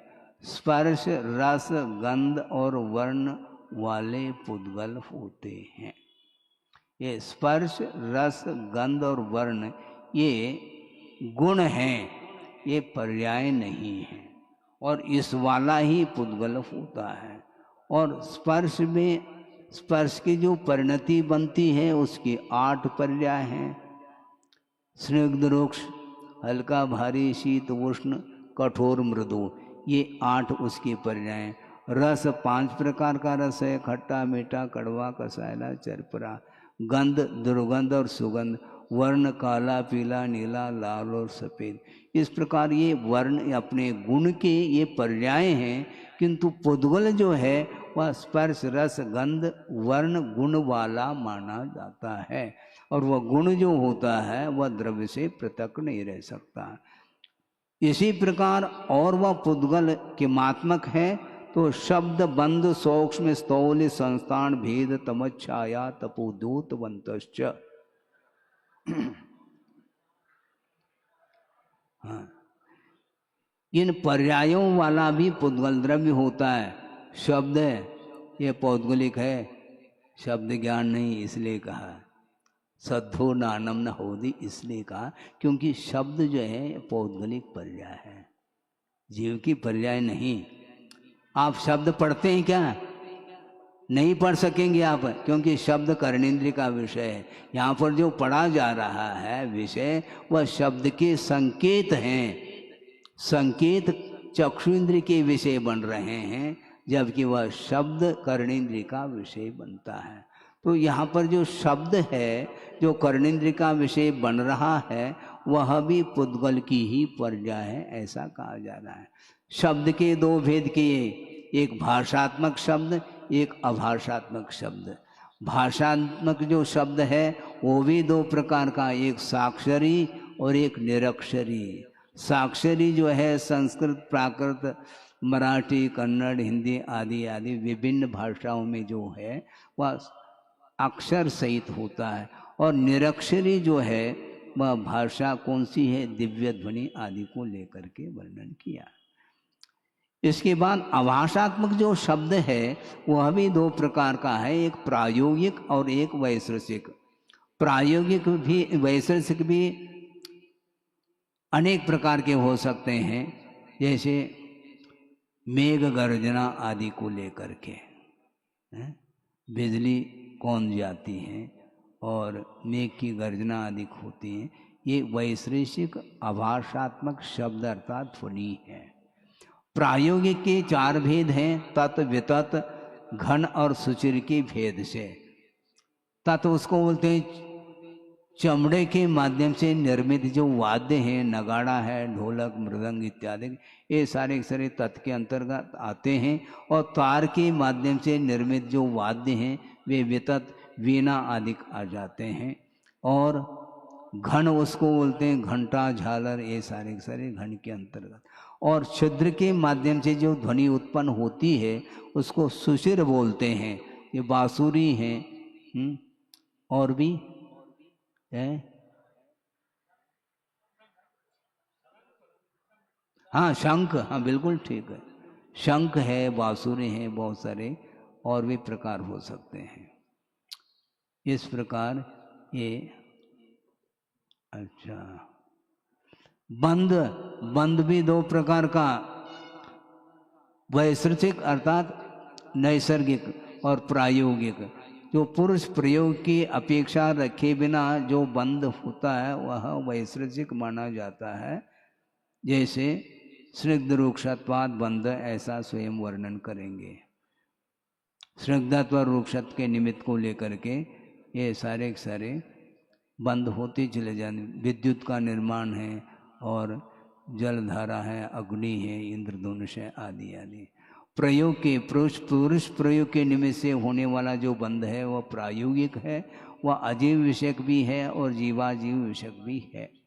अजीव विषयक वह है जो अनेक प्रकार के जो स्कंद, जनुक, त्रेणुक इत्यादि बन जाते हैं, वह सारे सारे अजीव विषयक ही माने जाते हैं। और कर्म और नो कर्मों की वर्णा की अपेक्षा से जो बंध होता है उसमें जीव और अजीव दोनों का निमित्त मिल करके ये बंध की व्यवस्था बनती है। सूक्ष्म यानी सूक्ष्मता, वह भी अंत्य और अपेक्षिक। बिना अपेक्षा के यदि कोई सूक्ष्मता है वह परमाणु है। परमाणु के साथ किसी की तुलना नहीं की जा सकती है, इसलिए वह निरपेक्ष, वह सूक्ष्म माना जाता है। और एक दूसरे की अपेक्षा को लेकर के भी सूक्ष्मता पाई जाती है। जैसे मान लो एक संतरा है, वो बड़ा है, नींबू उससे छोटा है, आंवला उससे छोटा है, उससे और कोई भी छोटा हो। इस प्रकार एक दूसरे की अपेक्षा को लेकर के सूक्ष्मता होती चली जाती है। इसी प्रकार जो स्थूल अर्थात बादर जिसको बोलते हैं, जगत व्यापी जो स्कंद है वह महास्कंद माना जाता है। और आपेक्षिक जो स्कंद होता है वो इसी प्रकार किसी छोटे वस्तु के साथ बड़े की तुलना करते चले जाएं तो वह अपेक्षा को लेकर के वह स्थूलत्व सिद्ध हो जाता है। संस्थान अर्थात आकृति है, वह भी त्रिकोण, चतुष्कोण और वर्तुल आदि, परिमंडल आदि को लेकर के अनेक प्रकार के वह संस्थान बनते हैं। और कुछ ऐसे भी संस्थान होते हैं जिनका निर्दिष्ट आकार प्रकार नहीं हो पाता, जैसे बादल आदि को लेकर के। इसके बाद भेद के भी 6 भेद हैं। भेद शब्द आया ना इस सूत्र में, संस्थान भेद, भेद के भी 6 भेद हैं। उत्कर है, चूर्ण है, खंड है, चूर्णिका है, प्रतर है और अनुचटन है। उत्कर किसको बोलते हैं? काष्ठ आदि को चीरने से उसमें जो बुरादा निकल आता है उसका नाम उत्कर बोला है। चूर्ण का अर्थ जो है गेहूं आदि को पीसने से जो आटा आदि निकल आता है उसको क्या कहा उसके लिए, वह चूर्ण बोला है। एक उत्कर और इसको चूर्ण बोलेंगे। खंड अर्थात घड़ा आदि फूट गया तो उसके टुकड़े हो जाते हैं, कपाल आदि जिसको बोलते हैं, वह खंड माना जाता है। चूर्णी का अर्थात आप दलते हैं, दलने के उपरांत छोटे छोटे जो कण उत्पन्न होते हैं उसको चूर्णी का। और प्रतर का अर्थ अब्रपटल आदि जो है या प्रतर माने जाते हैं। बादल, बादल के जो टुकड़े होते हैं वह प्रतर के अंतर्गत आ जाते हैं। अनुचटन का अर्थ ये लिया है स्फुलिंग। तपा हुआ लोह का पिंड है, उसके ऊपर घन के प्रहार करने से उसमें जो चिनगारी आदि निकलती हैं उसको अनुचटन बोलते हैं। जैसे कोई भी वेल्डिंग करते हैं उस समय वह देखने में आ जाता है, स्फुलिंग जिसको बोलते हैं। क्या? अच्छा, हम ये पूछना चाहते हैं उसका प्रति प्रश्न के माध्यम से, हाँ है ना। वह चक्षुंद्र का विषय बन रहा है क्या? नहीं तो पुद्गल है क्या? वह अमूर्त है, मुझे बता दो। तो फिर और क्या चाहते हैं आप? अग्नि का एक अलग वस्तु, इसमें बाधा क्या है? उसमें अग्नि का एक है, इसमें क्या बाधा? क्योंकि अग्नि के द्वारा तपाए पिंड, तपा हुआ जो लोह का पिंड है उसके ऊपर घन का प्रहार करने से उसमें से चिंगारी निकल रही है। अग्नि का एक तो है, और क्या है? बिल्कुल ठीक है। इस प्रकार ये भेद के 6 भेद हो गए। और इसके बाद क्या आता है? तम। तम का अर्थ दृष्टि प्रतिबंधक तम, ऐसा कहा। दृष्टि को प्रतिबंधित करने वाला जो होता है वह तम, अर्थात प्रकाश विरोधी। जो प्रकाश का विरोधी होता है उसका नाम अंधकार, ऐसा कहा है। छाया प्रकाश को आवरणित करने में निमित्तभूत जो पौद्गलिक वस्तु है उसको छाया बोलते हैं। उसके भी 2 प्रकार किए हैं, वर्णादि विकार के परिणत को लेकर के और प्रतिबिंब के रूप में वह छाया 2 प्रकार की होती। आतप जो है आदित्य अर्थात सूर्य मंडल में जो उत्पन्न होने वाला जो उष्ण प्रकाश है वह आतप माना जाता है। और उद्योत जो होता है वह चंद्रबिंब अथवा चंद्रकांत मणि, खद्योत इत्यादि में जो प्रकाश उत्पन्न होता है वह उद्योत माना जाता है। ये सारे शब्दादिक जो है पुद्गल द्रव्य विकारा, ये सब पुद्गल द्रव्य की ये पर्याय माने जाते हैं। अब पुद्गल द्रव्य के भेद कर रहे हैं। अनवस्कंदाश्च, अणु और स्कंद के रूप में पुद्गल द्रव्य के 2 भेद हुए हैं। अणु भी अनंतानंत होते हैं और स्कंद भी अनंतानंत होते हैं, हो सकते हैं। इस अपेक्षा से बहुवचनांत पद दिया है। अणु का अर्थ तो स्पष्ट है, जिसका विभाग न हो सके उसका नाम अणु अथवा परमाणु है। और अनेक 2 से लेकर के अनेक परमाणुओं के समूह का नाम ही स्कंद माना गया है। भेद संगातेभ्य उत्पद्यन्ते। स्कंद की उत्पत्ति कैसे होती है? इस सूत्र में क्रियापद का प्रयोग किया है, उत्पद्यन्ते। अभी तक क्रियापद नहीं आया था, यहाँ पर क्रियापद का प्रयोग किया। उत्पद्यन्ते के स्कंदाः केभ्य भेद संगातेभ्य। भेद और संगात 2 ही तो हो गए महाराज, बहुवचन का प्रयोग क्यों कर रहे हैं? भेद संघात और एक साथ भेद संघात, ऐसा अर्थ टीकाकार ने लिया। इन्हें भेद से, संघात से और एक साथ भेद संघात से स्कंदा उत्पद्यन्ते, स्कंद उत्पन्न हो जाते हैं। यानी मान लो 4 परमाणु का कोई स्कंद है, वो भेद को प्राप्त हो गए। 2 परमाणु के 2 स्कंद, इनकी उत्पत्ति हो गई है। और मान लो 10 परमाणु का स्कंद है, उसमें से 2 परमाणु विघटित हो गए और 4 संगठित हो गए, तो भेद और संघात एक साथ हो गया। इस अपेक्षा से भेद से भी स्कंद की उत्पत्ति होती है, संघात से भी स्कंद की उत्पत्ति होती है, और एक साथ भेद संघात के माध्यम से भी स्कंदाः उत्पद्यन्ते, ऐसा कहा है। इसके उपरांत भी कुछ ऐसे स्कंद होते हैं। अच्छा, एक और सूत्र आया है, भेदादनु हो। किंतु अणु की उत्पत्ति संघात से नहीं, क्योंकि संगठन हो गया तो अणु थोड़ी कहलाया, वो तो स्कंद ही कहलाया। इसलिए भेदात अणु हो, क्रियापद यहाँ पर भी अनुवृत्ति करेंगे। कैसे करेंगे?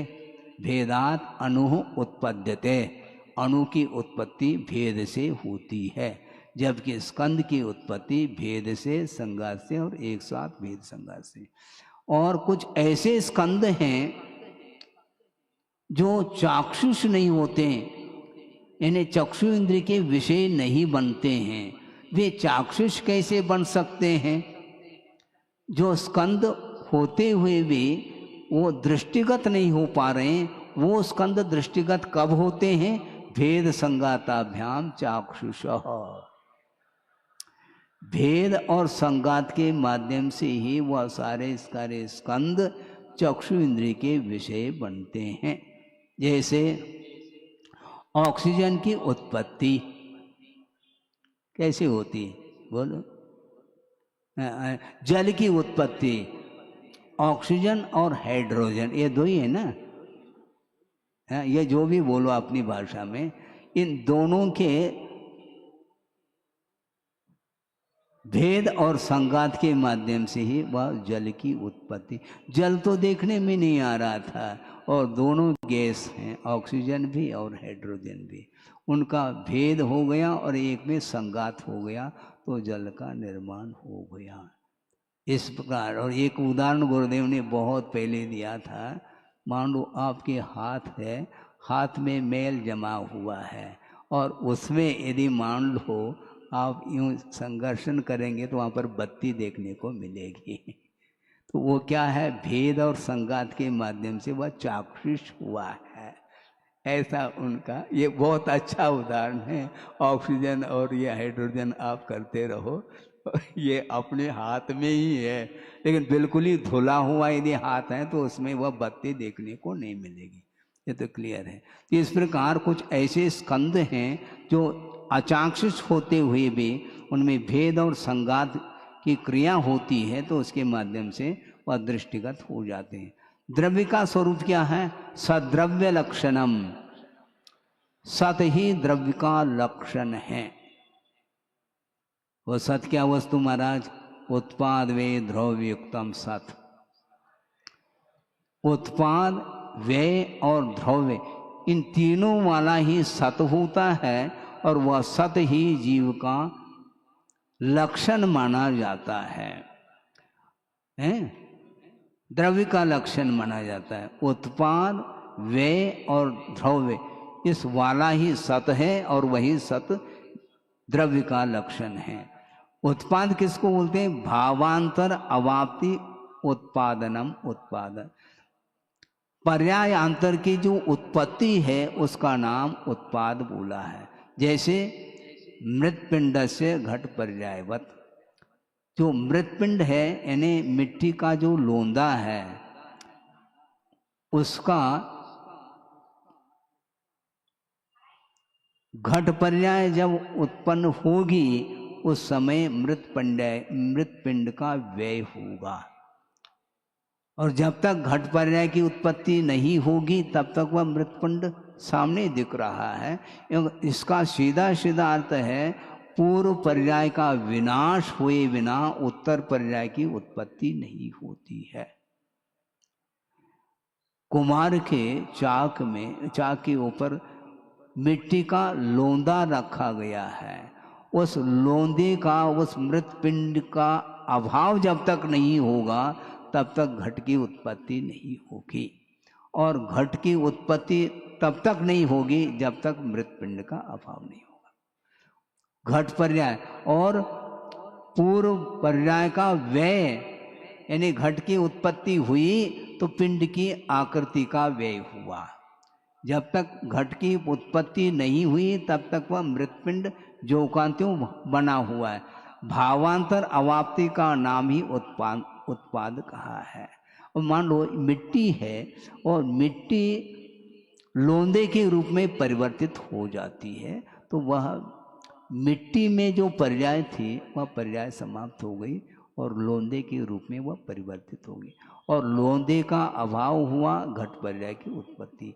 किंतु इन दोनों के साथ संबंध रखने वाला वो कौन होता है? वही द्रव्य माना जाता है। वह मृत पिंड में भी और घट में भी, इन दोनों में विद्यमान रहता है, जिसको बोलते हैं मिट्टी। मिट्टी का अभाव संभव नहीं है।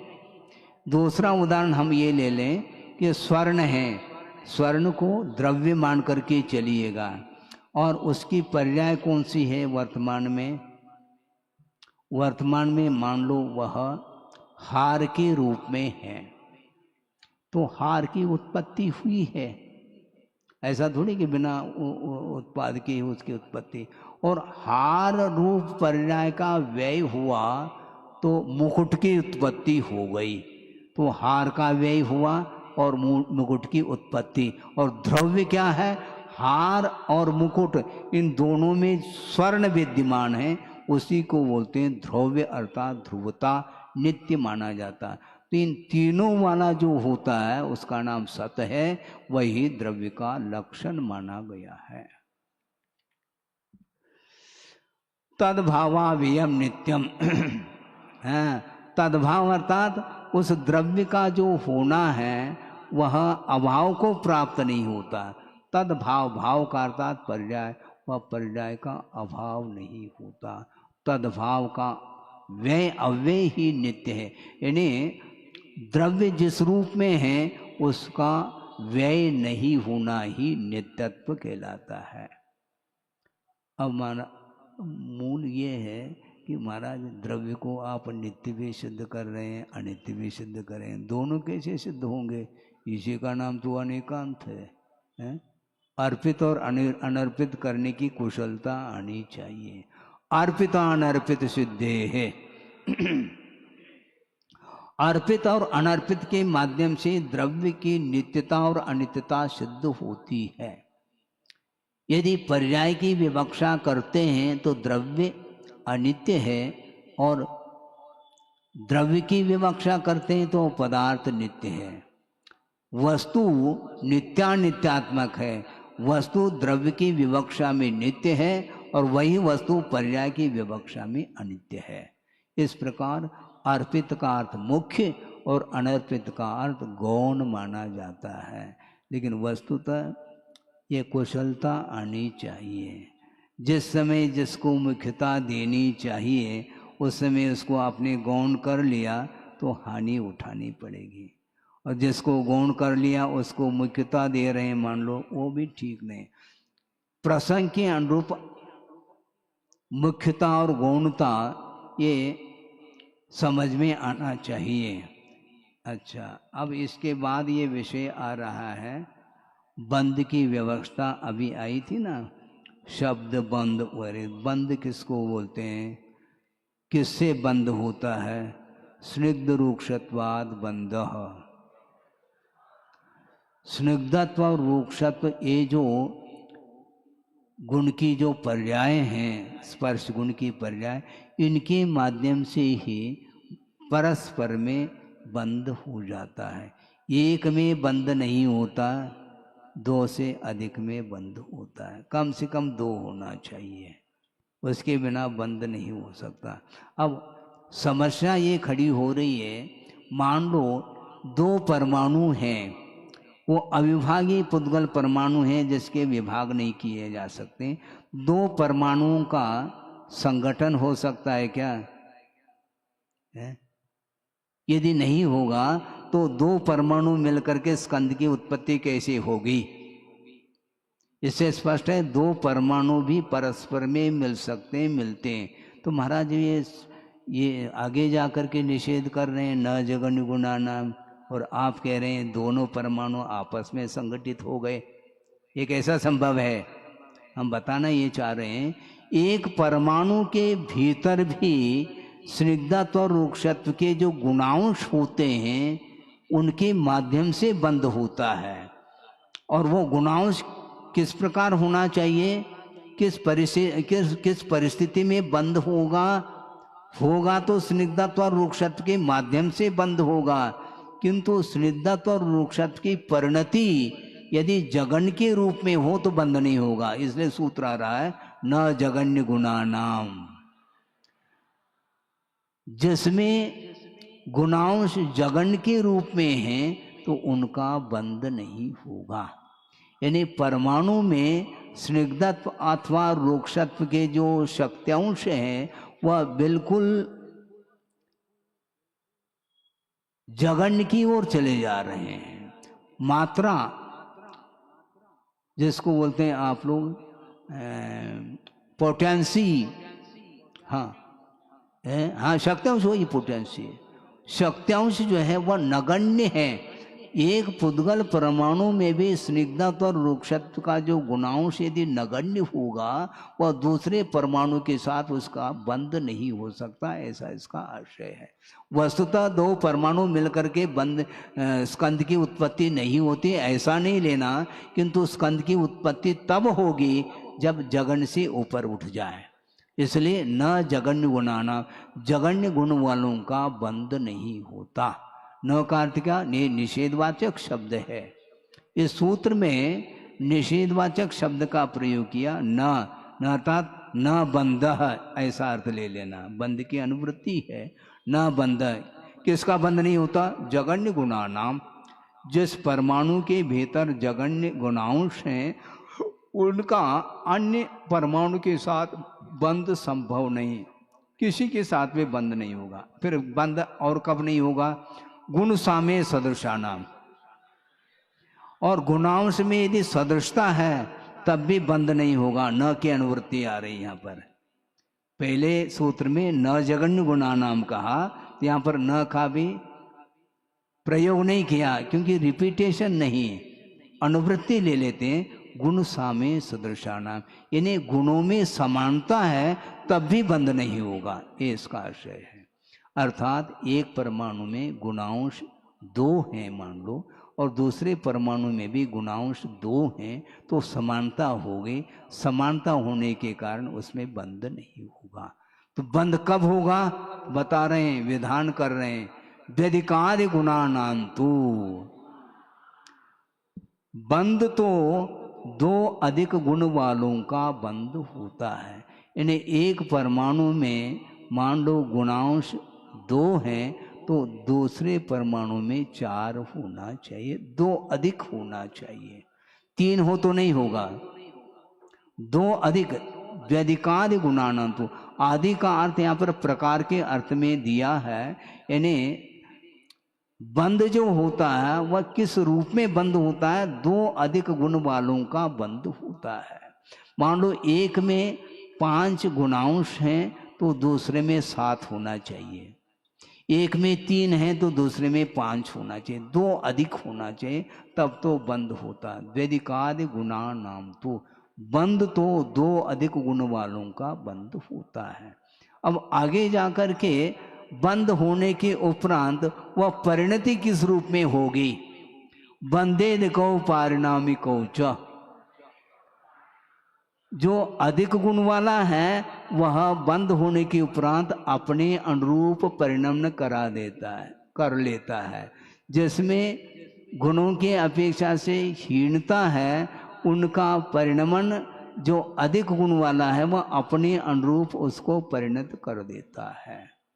इससे स्पष्ट है यदि विकास करना चाहते हैं तो कम गुण वाला जो अधिक गुण वाले हैं उनके पास रहें, किंतु जो अधिक गुण वाले हैं वह कम गुण वालों से प्रभावित ना हो, तब तो रहना सार्थक सिद्ध होगा, नहीं तो मुश्किल हो जाएगा। पारिणामिकर्ता परिणमन किस रूप में होगा? जिसके अंदर शक्त्यांश अधिक है वही कम वाले को अपने और वह प्रभावित कर सकता है, नहीं है तो नहीं हो सकता है। हम प्रभावित नहीं होंगे क्योंकि जो वीतरागी होगा वो कभी भी रागी से प्रभावित नहीं हुआ, ये ध्यान रखो। हाँ, रागी के प्रति द्वेष भाव नहीं रखेगा, प्रमोद भाव रखना अलग वस्तु और प्रभावित होना अलग वस्तु। प्रभावित हो गए तो गए, फिर बंदे देखो परिणामी कौच, वो उसी के अनुरूप हम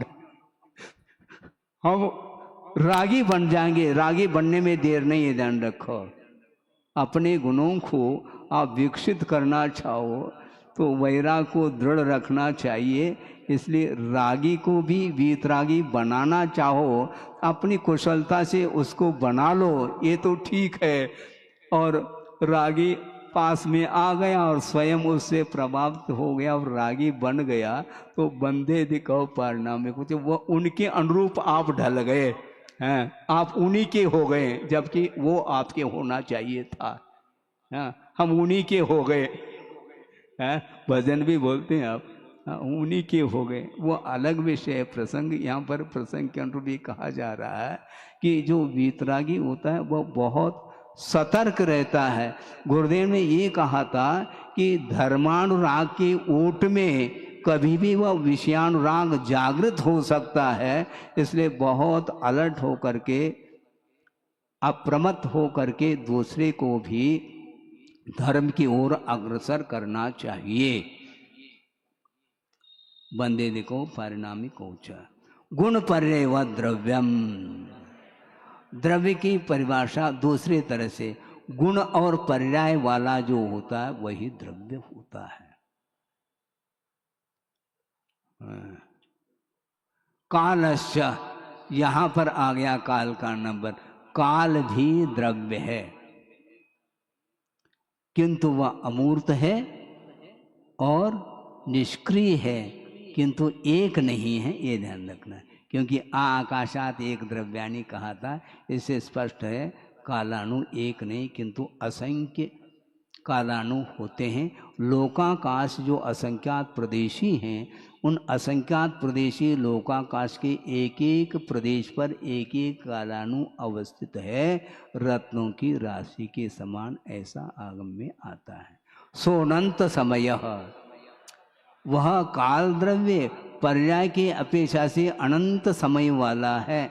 अतीत में अनंत समय व्यतीत हुए हैं और अनागत में भी अनंत अनंत समय व्यतीत होंगे, और वर्तमान समय संबंधी एक समय है।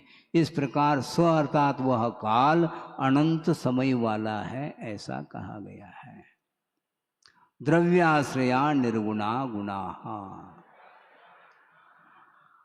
अब गुण जो है वह किसके आश्रित रहते हैं? द्रव्य के आश्रित गुण होते हैं।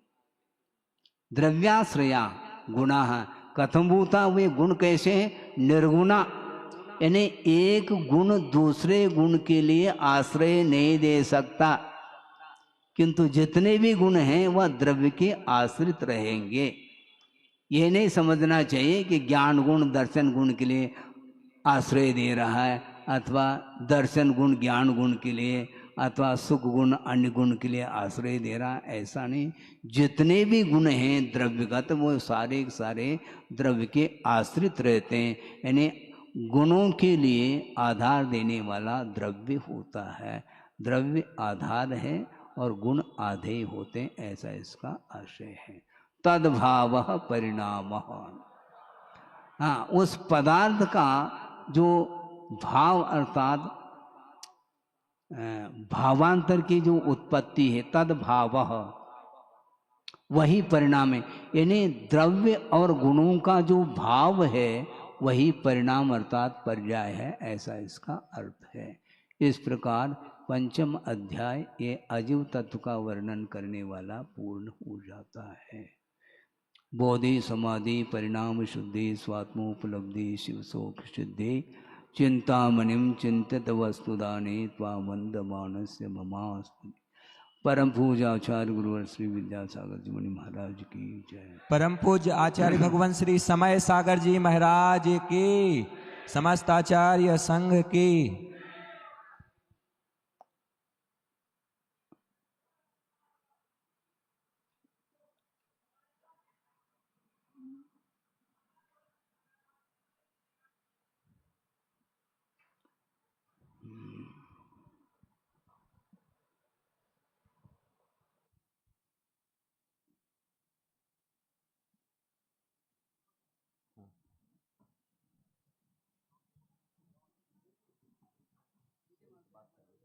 हाँ स्टैंड, हाँ वो लग जाएगा।